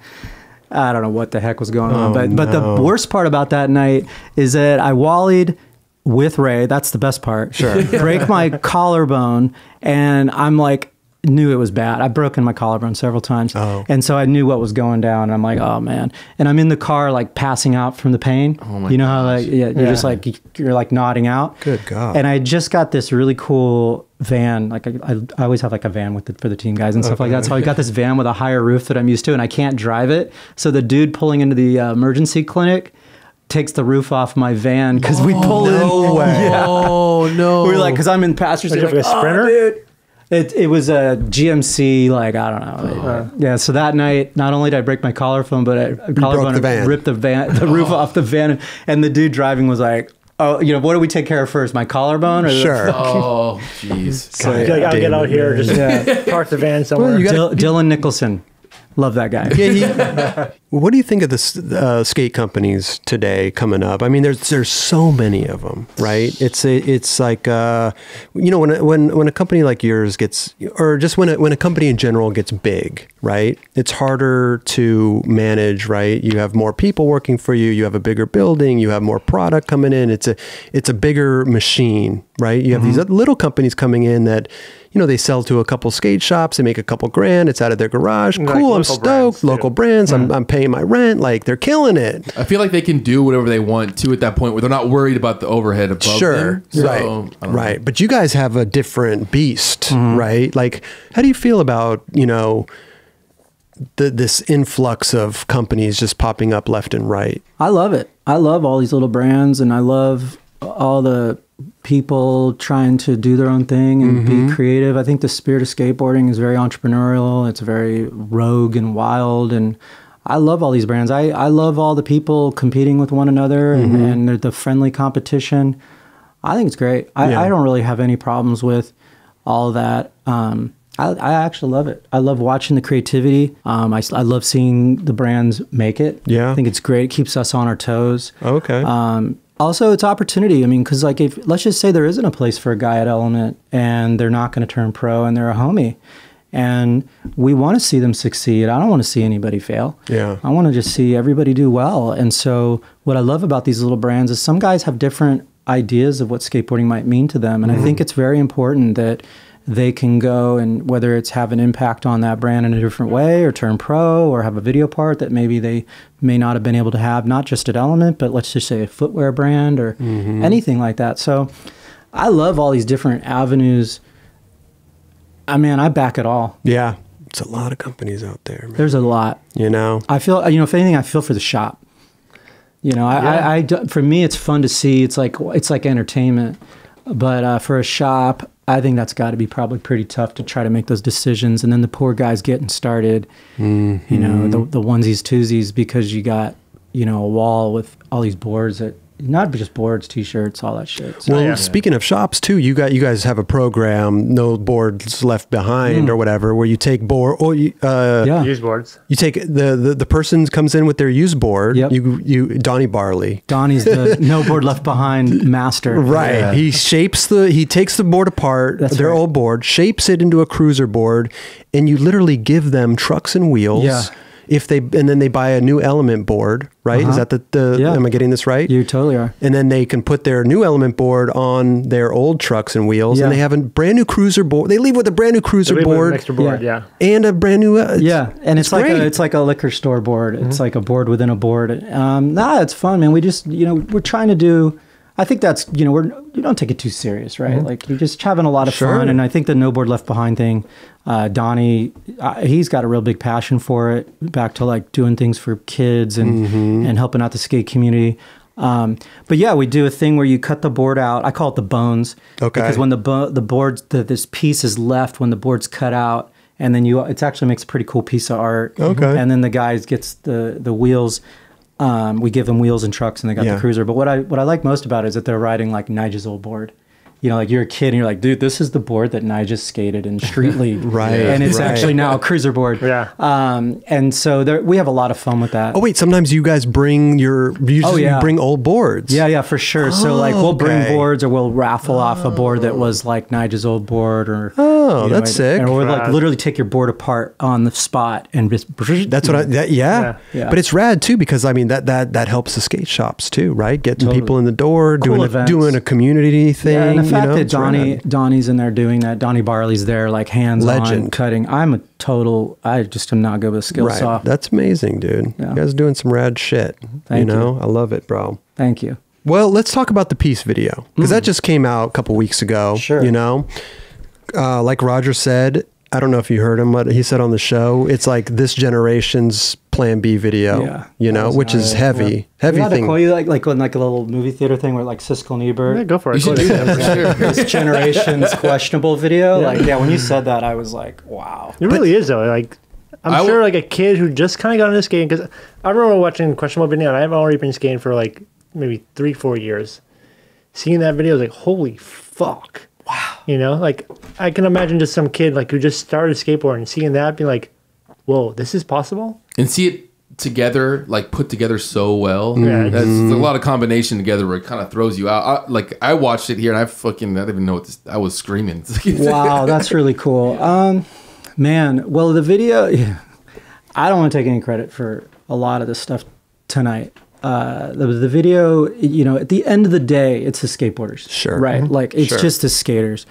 They really, you know, not to discredit Minor or any of these guys, of course, but like ultimately, it's back to what we were talking about with this eclectic team that is just way outside the box.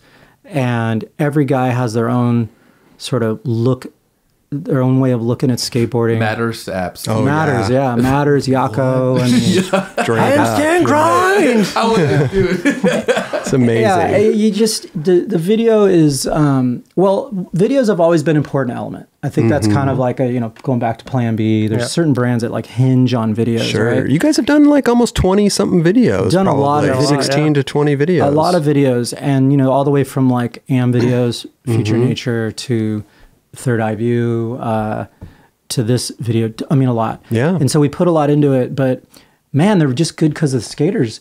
I just can't, there's just no way for me to like thank the team riders and the people that put it together on a level. I mean, that's actually, if it was an opportunity because of just being on the show and all these people, the love for the video has been really fascinating to watch. And I love it when skaters rally around skaters and brands, and because that's a lot of work. I mean, you can't, I think something, I'm kind of deviating from the question. Sure, go ahead, no. With skateboarding, the thing that I find funny is that there should really be no hate, right? Like the fact that anyone would hate on anyone in skateboarding when at the end of the day, you just love the same thing, and they're breaking their balls to do the best they can with something that's so dangerous and so much dedication and sacrifice. We all know that you can watch a guy just run and push his board, like throw his board down and push and ollie up a curb, and you already know that he's probably like made so many sacrifices just from those body motions. Sure. Like before they do anything, if you see a guy just bombing a hill, you're like, fuck, that guy's made some sacrifice because he skates. Yeah. And for someone to, you know, the love that surrounded the Peace video and that part of skateboarding is fabulous. And I love seeing, you know, again, back to the slap message boards, but like, it really bothers me when people are like talking about someo's part or like their music. Yeah, you're just like, what? This guy's like, this is such a beautiful moment for this human. Yeah. And he worked probably like 5 years on it. Think of all the pain. And even if a guy doesn't have a part as good as another guy's part, like they could have been hurt or certain challenges in life. Too. Totally. Like, yeah. Sure. Like I could like that guy's part more than that. And you could like his. So yeah, but I love the Blink-182 song. Like, yeah, fuck it, right? but the Peace video, man, I just, I got to give these guys. I'm always I'm a pain in the ass. I'm always the guy pushing the buttons and I'm just challenging everyone because I just know that's how I was able to get to learn all the different things I learned in life with all my mentors. And so with the video and getting back to like these guys doing what they want to do. And I've heard most of them say it. They got to film what they wanted to film. No one's telling them what they should be doing. They're motivating one another, and you see that in like Grayson's part. You can see that element influence from the other side of the team. Or I mean, look at Nick's part, right? Oh yeah, Nick Garcia. Wow, crazy. And you see that all happening, and it was really an amazing moment. Also, there's this like, thank God that's over. Sure, of course. Holy shit! I mean, it's 5 years. Yeah, it's a lot. Yeah, dude, no one's doing that really anymore. Exactly. No one's making these 5-year-long videos. And we're already talking about the next one because everybody gets that hyped. Yeah. I have to say, if there's a part that everybody had an amazing part, but if there's a part I want to put on like blast for awesomeness is that Ethan Loy. Oh yeah. He went to work. He went to work. He went through a lot of challenges and injuries. And I think when it comes to Minor and Ethan and the filmers, to get that emotion in that part for those close to Ethan, to me, like, I think what it does is it shows you the power of the video itself and how probably every part in that video for someone meant that much. Yeah. And for me personally, just being close to some of those things and seeing him grow up through the brand, to watch that part and see him almost like become a man in Element on that video part, that was like, I don't know, it was like jaw dropping for me personally. I think that was a great time. It's amazing. Passing of the torch. And Jacko had a great part, bro. Yako. Is that how it is? I say it? I told you that. Yeah, I heard you guys talking about that. I'll tell you on the Yako tip, you got to give one of the things that we have an international brand. Sure. And what makes an international brand amazing is that we're able to also sort of scout and find great guys around the world. So guys like Sasha and Yako and you got French Fred. Dennis Durant, we got French Fred, and you're able, Jake Darwin, you're able to really go global on helping skateboarding and finding great talent and making this a global brand. And the people in Europe and Element around the world, sure, they've done a kick-ass job. I mean, Yako, like, right? Like, dude, that dude like, blew me away, bro. That's definitely like the secret weapon, right? It's crazy. I love that. Hey, but that goes back to the part. I'm like, this has got to be the last part. Like, this has to be the last part. And then I'm like, oh shit, there's still Evan and Mason. And yeah. Yeah. Seeing this video from start to finish, are you like in on the whole thing? Like, do you go up to, watch the footage? Do you have footage viewing parties, or do you kind of keep up with like, hey, this is going pretty well. This is when are we going to stop? Like, when can I make my money back? Well, that's another thing too, bro. I just gotta say, I'm like one of these guys. I have like two brains going at the same time. Yeah. This is a fucking great show. Oh, thank you. This is like, maybe I will go 6 hours for guys. I'm just like, I can sit here all night and talk about this shit. I want to, answer Raj's question first. I mean, like, it's no, please. It's no. Go ahead. What I would like to know is like, a lot of brands now are scared to do full length videos. They're just like, fucking put it on Instagram. Do an internet clip, whatever. Sure. People are scared to commit to making a full length video and trying to sell it because they don't think they're gonna make the money back. Like, what were you guys thinking? Like, fucking, I don't think you meant it. Yeah. No, what were you thinking, bro? No, but it's funny. I guess it goes back to that mentality of being that 19-year-old kid that just like, you're just fuck it. Yeah. I honestly, no one's ever asked me that question. Yeah. I don't know what the hell we were thinking. I think we're old school in that sense. We still, you got back to that, like, having all these old school guys that grew up through the brand. So we just sort of like probably. But as a brand, are you guys just trying to break even, or are you just like? trying to make a profit off that? I don't know. There's definitely no profit. Yeah, there's no profit. No profit. It's about. I mean, the video just came out, so who the heck knows? You didn't bring the numbers with you? Come on, bro. Bring the Excel spreadsheet. I think it's about, you know, like it pays off in.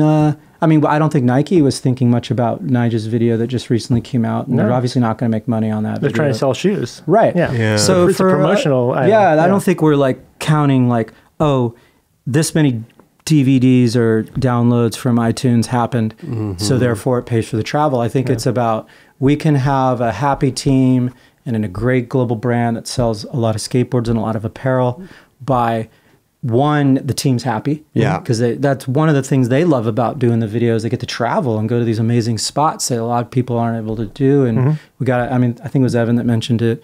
We had a spot in Barcelona where we got an apartment for a while and they all just lived there. So, you know, to answer your question, we don't, but we just hope, and I guess it's the gamble of that's how you keep your brand relevant. Sure. And we, you know, I will hope we make another video, and I look forward to Stella having a part in a full-length video. I think it's part of the film culture, right? Yeah. You know what's cool too is when on the Experience episode when you asked Reynolds about writing for Element. Oh, that's right. It was, but he was like, "Hey, Element does it right. They travel. They do all these things. They're always doing something, and he said, and they have money. They have a lot. They got a lot of money, but they're using it right though. You guys use it in a great way. You know, what we do is, it's not that we have a lot of money. We spend our money. Yeah. You know, so we invest our money. We invest back into what we think makes skateboarding great, and you know, it goes back to like, you know, love it or hate it. We are able to be the facilitator for a lot of skateboarders' lives, whether it's guys in the warehouse or guys working at the store or all over the world. And I think that, you know, going back to, I'm on the Evan Smith tip right now, but like, man, the butterfly flaps its wings and it creates a fucking massive wave on the other side of the world. Sure. And we are definitely on that level of like, just keep doing the right thing. Yeah. Like, don't listen to the hate.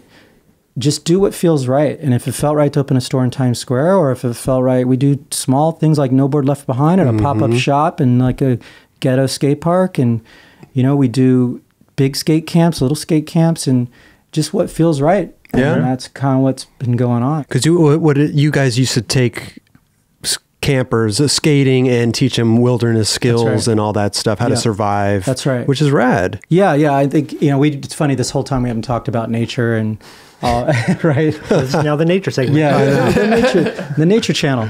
I think there's guys like Todd and the EA guys and Evan, and they go like full next level with no hotels and, you know, sleeping on the roofs in cities, to Michael Kirshner has gone out in the wilderness. I think Todd too, but for, you know, 30, 40 days at a time and do stuff that's so next level. Oh, yeah. And I think that for me, because I'm maybe a camping poser, I love camping, and you're more of a glamper. I'm not a glamper. No. I kind of go. I go both ways. So for me, you either glamp it, like don't camp. Like if I go to New York, I'm staying in a hotel. Of course, right. These guys are next level. But if I go to skate camp, I don't want to stay in a cabin. I sleep outside. I do like straight up in the dirt. If I go on, like when we do Element tours. Yeah.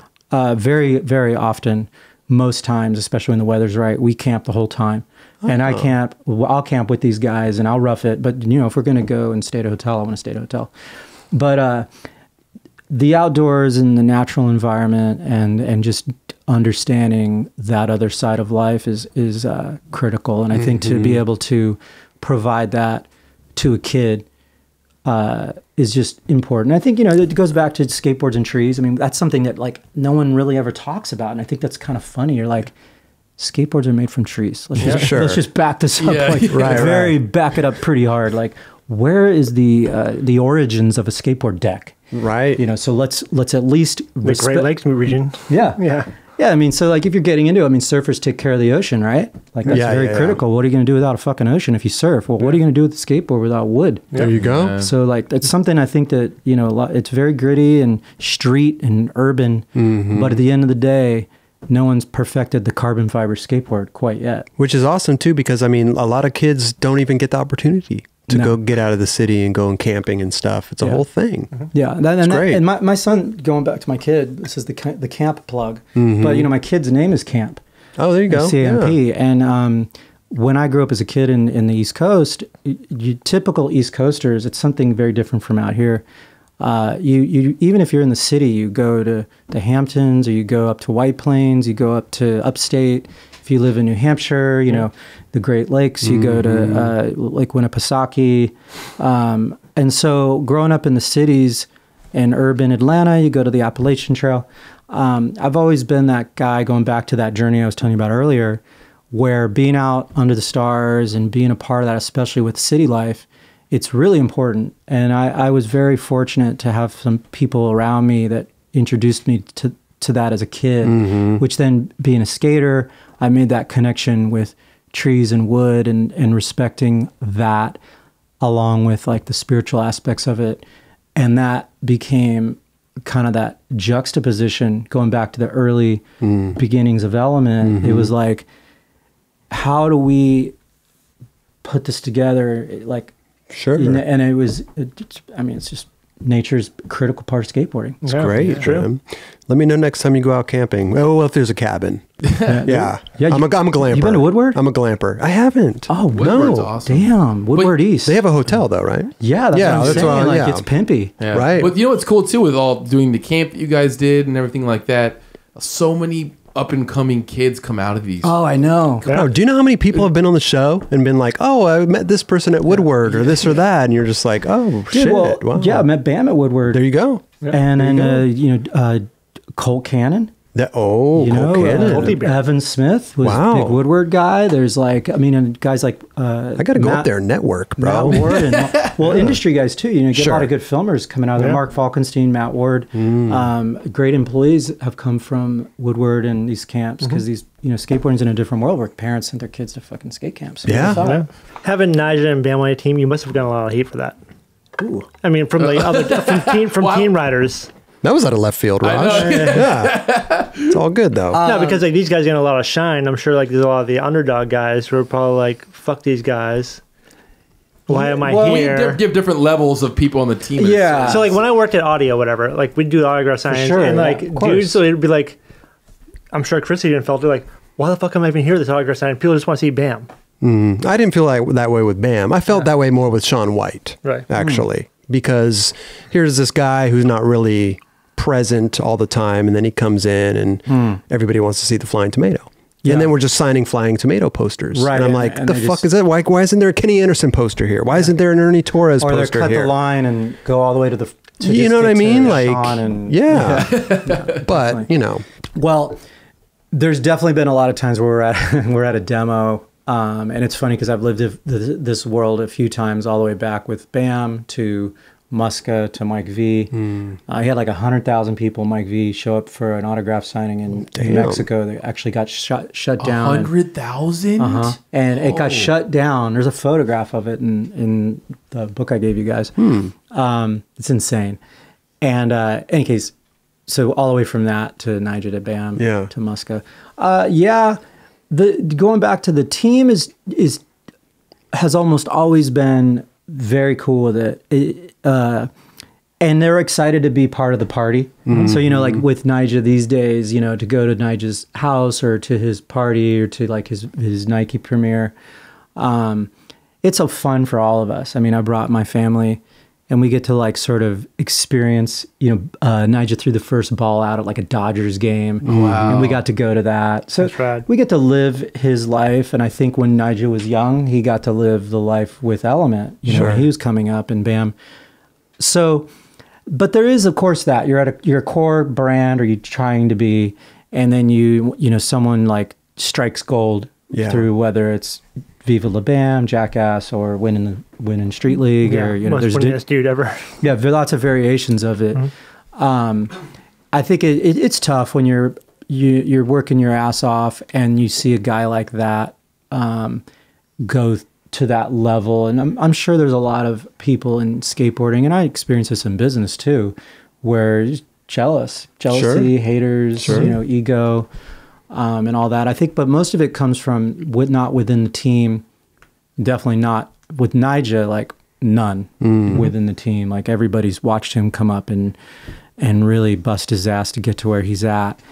But I think it comes from the outside of the people that don't know that struggle. Right. You know, they see Nyjah for who he is today, and they don't understand or take serious what it took to get to where he is today. Totally. And I think that's also the case with like a brand. You know, like obviously Element, or I mean, even down to like a Nike, you know, there's like, there's a beginning to everything. Sure. And nothing's ever handed to you. And with a brand, it's actually something I thought about when I was driving here. It's loyalty. Loyalty to something is critical. And I think what people do is they, you know, it's kind of like, no shit. When someone says something like this, you're like, oh, no shit. Well, the no shit is, but do you practice this idea, which is sticking to something and never stopping, like starting a company and never walking away from it when it gets tough and saying, well, I'm out of here. It's too hard. Right. And at that time, you never know. It's like the tipping point. Everything could just almost is about to be amazing.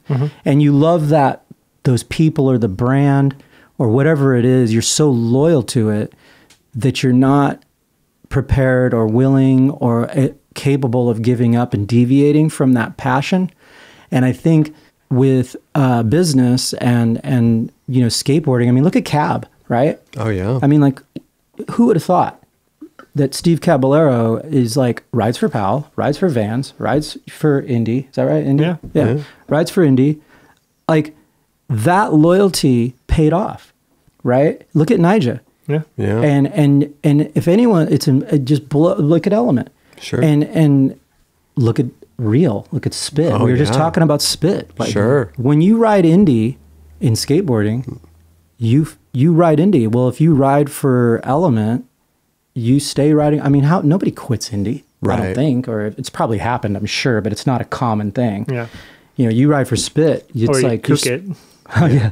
But people are honored to ride for You get on a set of spits, and you know, you kind of spit for life, you're Indy for life, you're Thunder for life. And I think you're a brand. That brand loyalty is actually something that, you know, I've had a lot of guys over the years. I'll use Chris as an example. He's a humble guy, but like guys like Chris Markovich or Bam, or let's say a Donnie Barley, I'm one of these guys. You kind of come full circle and you realize what you had and what maybe you should have. The loyalty factor is critical. And you got a guy, and you know, Donnie or someone like that would say like, man, like, this is great.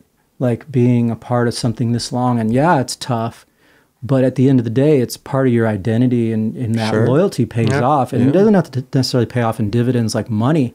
It pays off in also like trust. Because when you're around someone that long, like, you know, it takes a long time to earn trust. And then if you keep starting over, who do you trust? Like, you can't trust, I don't trust anyone overnight. Right. So like, you can't, like I said earlier, you can't let your guard down. And so kind of going back to the talking about the loyalty thing and people hating on, let's say, Nyjah is more relevant than Bam. Bam's relevant now too, which is insane, right? that Bam is like, dude, you're just like, wow. The resurgence. It's just crazy. Yeah. Like, I go out Bam, I'm like, I am seriously with Tom Cruise right now. Like, I can't go anywhere with this guy. Crazy. Yeah. But you know, we were like riding our bikes in like Laguna Beach with Novak. This is not that long ago. And like, people are just like, Bam, pulling over on the side of the road in Laguna Beach, like trying to, you know, mack on Bam and Novak too. Well, he was a part of a lot of people's childhoods. That's right. You know? I think he is. He's like iconic to an era. But Nyjah, to me, he represents, I think, that dedication, that loyalty, that unwavering commitment, the discipline, the love, the amount of times. I mean, if you think about what he's publicly has communicated to people about his upbringing and how hard things were with him as a kid, and a lot of people would have, you know, actually in my footsteps, because I went against the grain of my father. Nyjah actually like took that and channeled it. And a lot of people would have quit. Been like, fuck this, man. I'm over skating. Like, this thing's been shoved down my throat my whole life. Well, I think I even said that in his episode when he was here. Yeah. When he was talking about his family, I said, dude, how did you persevered. Yeah. Like, a lot of people would have just fucking said, fuck imagine? this shit. Yeah. And he still loves skateboarding more than he probably loved it when he was 9. And he's progressing. And he's progressing. Yeah. And you don't do that because you want to make money. Like, you do that because you love it, right? Sure. Like, and I think that the fact that people hate on that, on like that judgment is super weird. Like, and I think it's funny because there's a lot. I think people just hate on him because he's so goddamn good. He's good and he's wealthy and he's good looking. And they just think he has it easy. You know what I mean? Doesn't. Yeah, he really. I mean, from what I've heard and whatever, he really, he's worked hard for where he's at now. Oh yeah, and Nigel will have like so many chapters in his life. I think that's also the thing that's phenomenal about a guy like him is that everything he does, he'll do great. And it won't be because all he cares about is winning.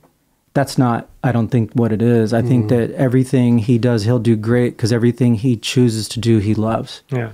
And then when you make that passionate decision, whether it's cars, and people hate on that. Like, okay, you've struggled your whole life. You have all these riches, and you're young and you're not going to like have fun with that. Right. Like, Right. So I think that,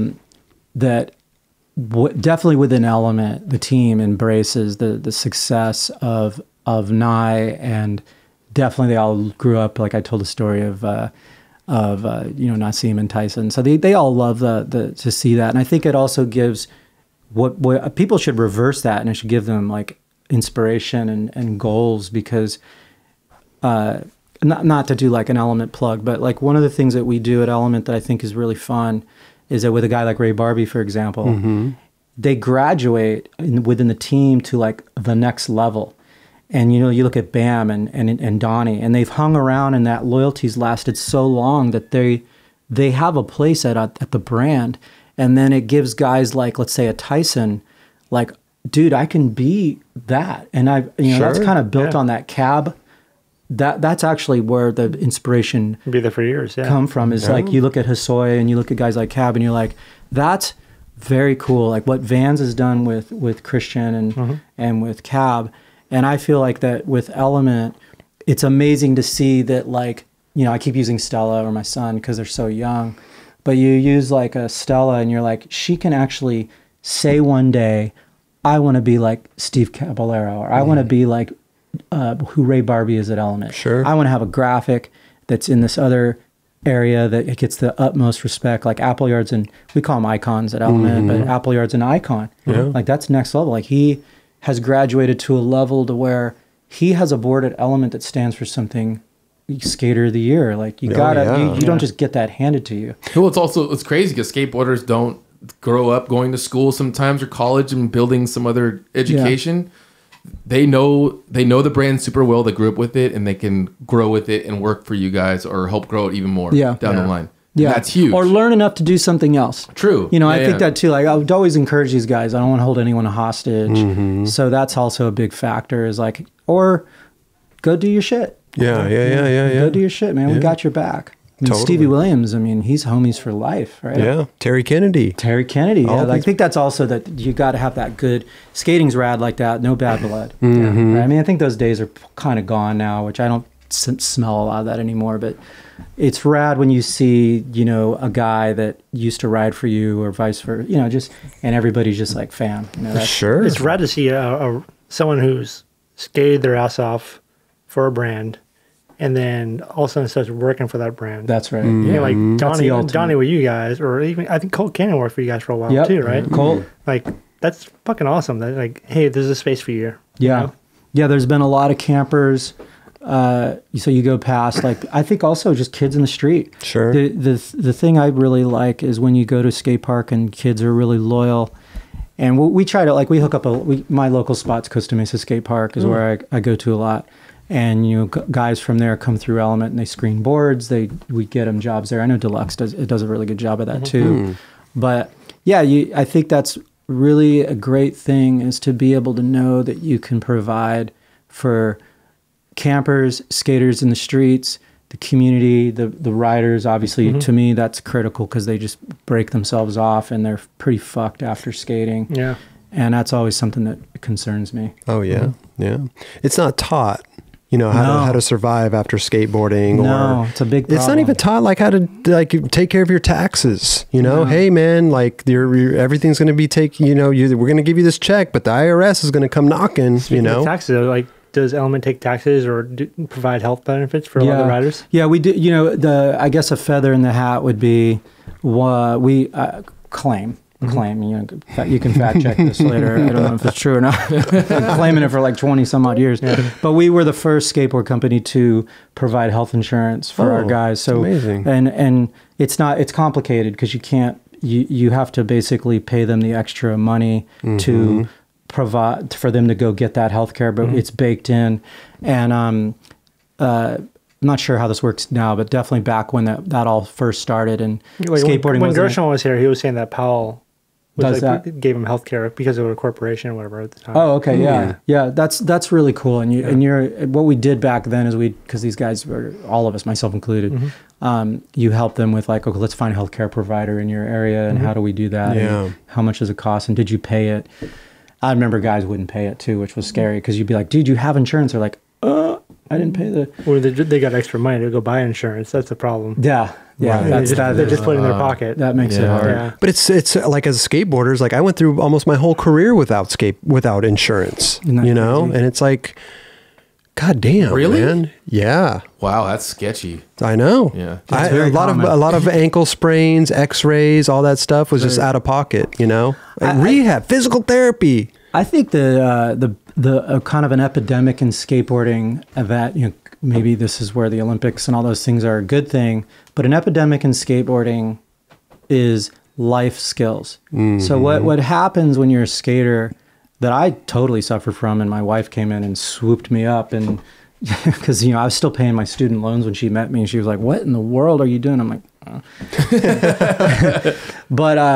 But when a skater is hurt and they're, you know, they've dedicated their whole life and they just don't have these basic knowledge to like do laundry and pay bills and go out and shop, and especially when you're sponsored and everything's kind of handed to you and you're going on the road, you're eating fucking fast food on the team manager's credit card. Sure. Oh yeah. And then, you know, this harsh reality comes in, and I think that's something we all as brand people have got to always keep in mind. I mean, to me, it's team first. Team riders first. Right. It's all about the team. I love it. That was funny. That's what Heath Brinkley. Remember he was mentioning that? He was like, "Hey, we're not here.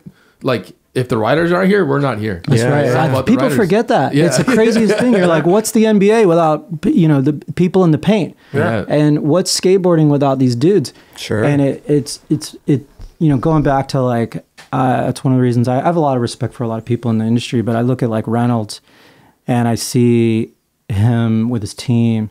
I talk to him, I ask him questions. That's one of the nice things about Stella and Element is that actually I've been able to get closer to Andrew and ask him, because I really look up to like how he's managed his life and how he's cleaned up his act in so many different ways.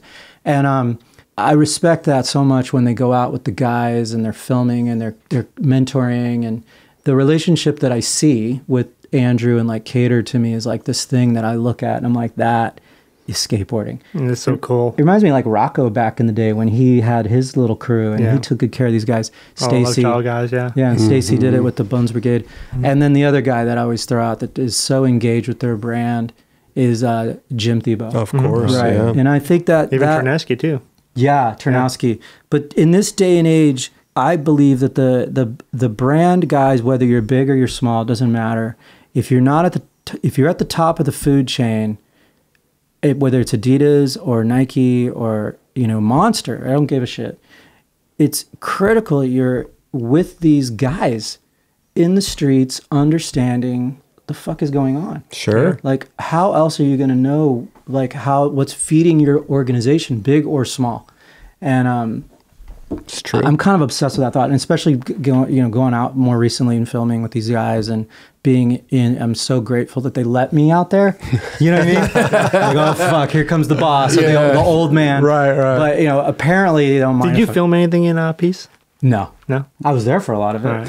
I filmed some of it on an iPhone. No, but it's true though. You could get lost in the office, totally. and totally be disconnected from everything. They all are. That's the epidemic in the industry in action sports is that I think that you look at any industry, music, action sports. The issue is that people get so far away from the action that you become like borderline delusional, and that I think going back to the Element sort of legacy is that we've always just stayed pretty closely connected to the where's Element the heartbeat. Irvine. Yeah. So Dill was on here and basically said any brand that's like located in Irvine pretty much has like no, like they don't have their finger on the pulse pretty much. The team's not in Irvine though. No, but he's basically saying That's like weird. you're just like disconnected in some way.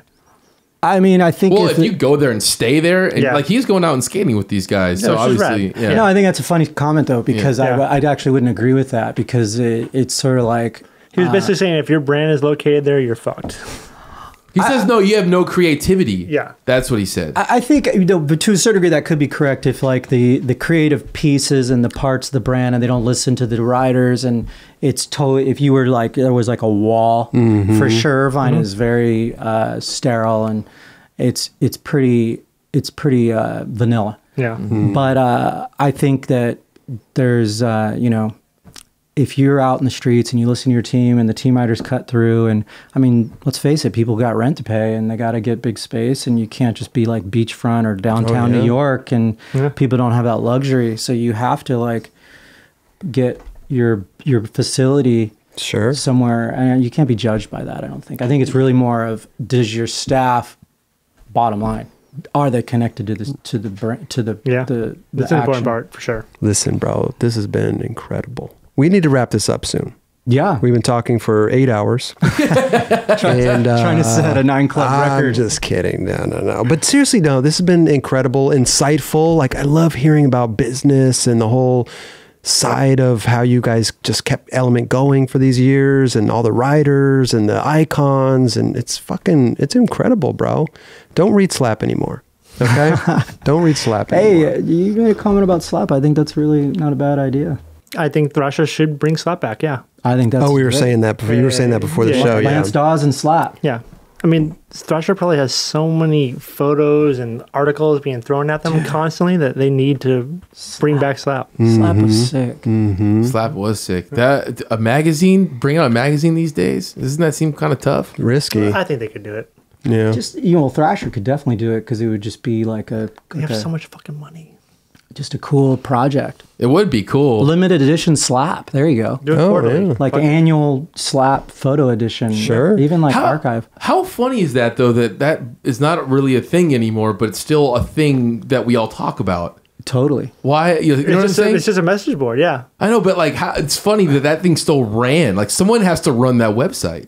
Yeah. High Speed basically pays people to basically moderate it. Dude, you pay GoDaddy $4.99 a month, bro. What That's funny. No, but it is funny. But that's a lot of people still look there though. People. Oh yeah. It's like, it's not like, oh, well, you guys are that. I mean, I think what's funny is that you start talking about like where the word is coming from. Like, what do they think? And obviously, everybody goes to Slap message board to hear what's hated on. Sure. And then and I love this show because you want to get the real story. Yeah. Like, because to validate whether the Slap message board is true or false. Right. You listen to this. But then on Slap, they'll be like, well, then we get shit talked. Yeah, that's a whack episode. Why didn't he talk about that? So the first thing you do after this episode, when it airs, I'll go to the Slap message board to see how much people are hating on me. It'll be on there. We're on there every fucking week, dude. So it's like, what do you like? Of course, people on Slap are going to get sick of me. Thrasher is getting so big that it really need to expand and bring back Slap. What can we expect from Element in the future, bro? Huh? Are any new prospects out there? I know you got Stella in the on the team. Any new blood coming through the doors that you're super excited about? Or Camp is probably it's his kid. He's gonna say good things about him, of course, bro. I think I look forward to seeing where obviously we got the insane AM squad that just got like teed up in the video. Yeah, a lot of like opportunity. Yaka board soon. I don't know. How does it go down? You know what I mean? Like you just turned Nassim pro. Now, we earned it. Well, I've known Nassim for a long time. I met him out in Barcelona forever. I thought we were wrapping this up, but I'm like, we are. Kelly, go grab him a sweater real quick. I'll stay all night. No, but seriously, I just want one last thing though. Okay. How does this, like, as a owner, and like when you run, like, how does an AM graduate to pro? Well, here's the thing, though. What we always say around here is that, of course, the skate shops have to be asking for their boards. Yeah. There has to be some type of demand, right? Yeah. You can't just throw a board out there and then it doesn't sell, and then I don't know. What are you going to do? Take the board away? Like it's a well, there is no question. It's always hard. You can't take any of that stuff back. So sure. I agree with that. But I think that. Man, to me, it's about value. It's about, you got to bring value to, you can't just expect it to happen. Like, you got to bring value to the brand. That doesn't mean value financially. Like, you just got to work your ass off, right? And provide content and value. And so to me, to get back to what it takes, I mean, everyone's got to love you. Everybody on the team just got to love you. Sure. And really want it to happen for you. You've got to want it for you.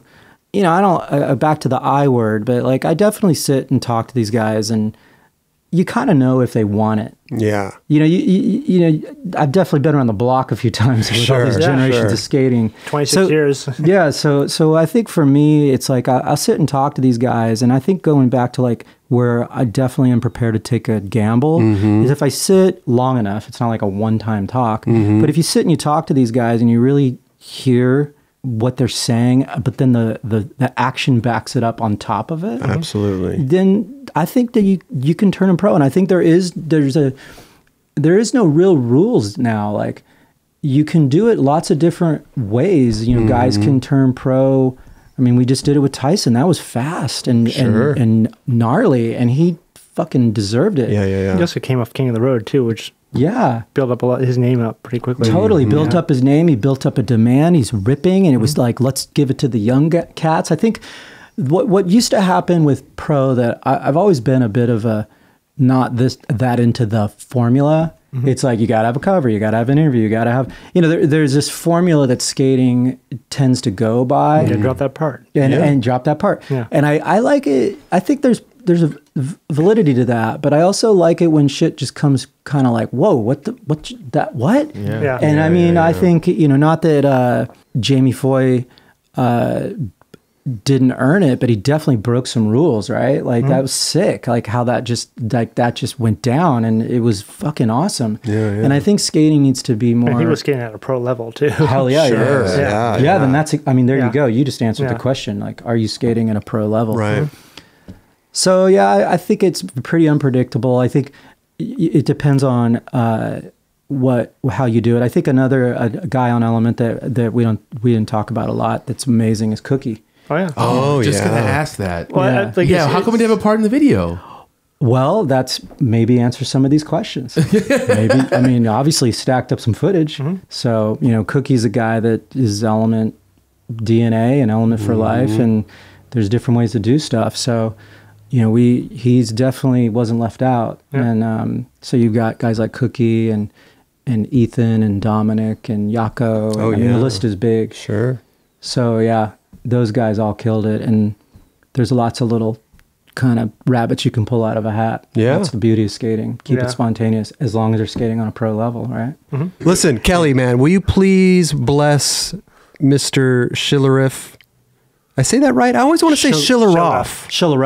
Schillereff. I always want to say Schillereff for some reason. Is that weird? No. Schillereff. No one says it right. No? What's the weirdest one you get? Dude, it's all over the board. Is it? Schilleriffic. Schillerific. Go get Mr. Schillerific. What size t-shirt are you? Oh, medium. Medium? Bro. You're not a medium, are you? What are you trying to say? It keeps it tight. No, but you look like a large, bro. No, like you're pretty fit. I'm a medium. You can give me a large. No. Whatever you want, bro. Large. And get him a good coffee mug or something. That's what that Vitamix is all about. Oh, I keep it to the medium Vitamix. I got to look into that Vitamix, man. Yeah. We were talking about that before the show. Maybe but Vitamix sense one. Nespresso and Vitamix, and you're just liquid 24/7. That's what I do, bro. I already do the Nespresso. So the Vitamix is I almost brought my Nespresso. Yeah. I was seriously thinking about it. Yeah? Because I'm like, if they don't have coffee, I might lose it. Dude, bring the whole machine. Yeah, I was going to make all you guys Nespresso, and I walked in, I'm like, he's got one. Well, it's funny because I have my Nespresso machine at home, and I've often thought about bringing it here, so I just bought one for the house. Dude, you said the Vitamix is too expensive. That shit's not cheap. That thing was like $160. Drop another 75 and you got yourself a Vitamix. Okay, maybe. Came out of the nightclub budget anyways. Maybe you're right, Joe. We didn't have any more mediums in this. I wear a medium tee and a large sweat. Oh, there you go. I like. See, boom, Johnny, bro. There's a beanie. Put that beanie on right now, bro. Look at that, huh? What is that? An Element beanie? I noticed you like black a lot. I'm black. Oh yeah, just got the uniform. I'm too old to try. I love it, bro. Hey, that looks great on you, bro. Fits good, huh? Fits great. Look at that. I'm backing it. Here's a sweater for you, bro. Thank you. There's a medium. Probably made the same factory. Medium shirt. Hey, you can have my beanie. We'll do it. There you go.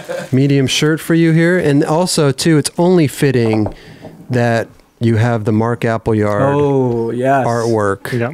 There's me and Raj. That's amazing. I told him not to quit his day job. But here's also, and then he followed it up with Kelly as Andy Mack. He needs to do a collab is there any Yeti? Oh yeah. Oh, that'd be awesome. Is there anybody that you would, if you had the choice, right? You said, "Hey, I want that guy on Element." Is there anybody out there that if you could have the choice of anybody to put anybody on? Oh no, but then don't say that, Raj. I'm just asking. If someone was available, a hypothetical question. If you're a fan of somebody and you could have them on Element, who would it be? Jim Thiebaud. Best answer. Jim. That's a solid answer right there. We got a spot for you right here. Give him a guest board. Yeah. Dude, Johnny, bro. Oh, thank you. Hey, much success in the future. Thank you. Stoked in the spirit of Evan, hold on a minute. Oh, did you? He's going to break out the shroom. The 401 guy over here. He's going to bring out the. Oh, he's going to go give Kelly a hug. We got to stop this. Thank you for 4-1. Yeah. We got to stop. Put an end to this tradition. You know, can't have Kelly out of his seat anymore. I seriously got a VHS collection you can have. Oh, it's so big and taking up a lot of space. I will take it. That's sick. Do you have a VCR player? No, I at my mom's house. I do back home. Why don't you just bring it here? Let's just go to Goodwill and buy one. I can just easily. I have a massive stack in the storage unit too of VHS tapes. Oh. I have a lot, but I'll accept. I accept donations. Skate hoarder. Yeah. Little did you know, huh? You were affecting the young mind of Kelly Hart. No? Twisting his mind. Yeah. If I wouldn't be sitting here if it wasn't for him or you guys, really. So thank you. Well, I wouldn't be sitting here if it wasn't for you guys. For God's sake. That's true. That's true, Johnny. Real true story.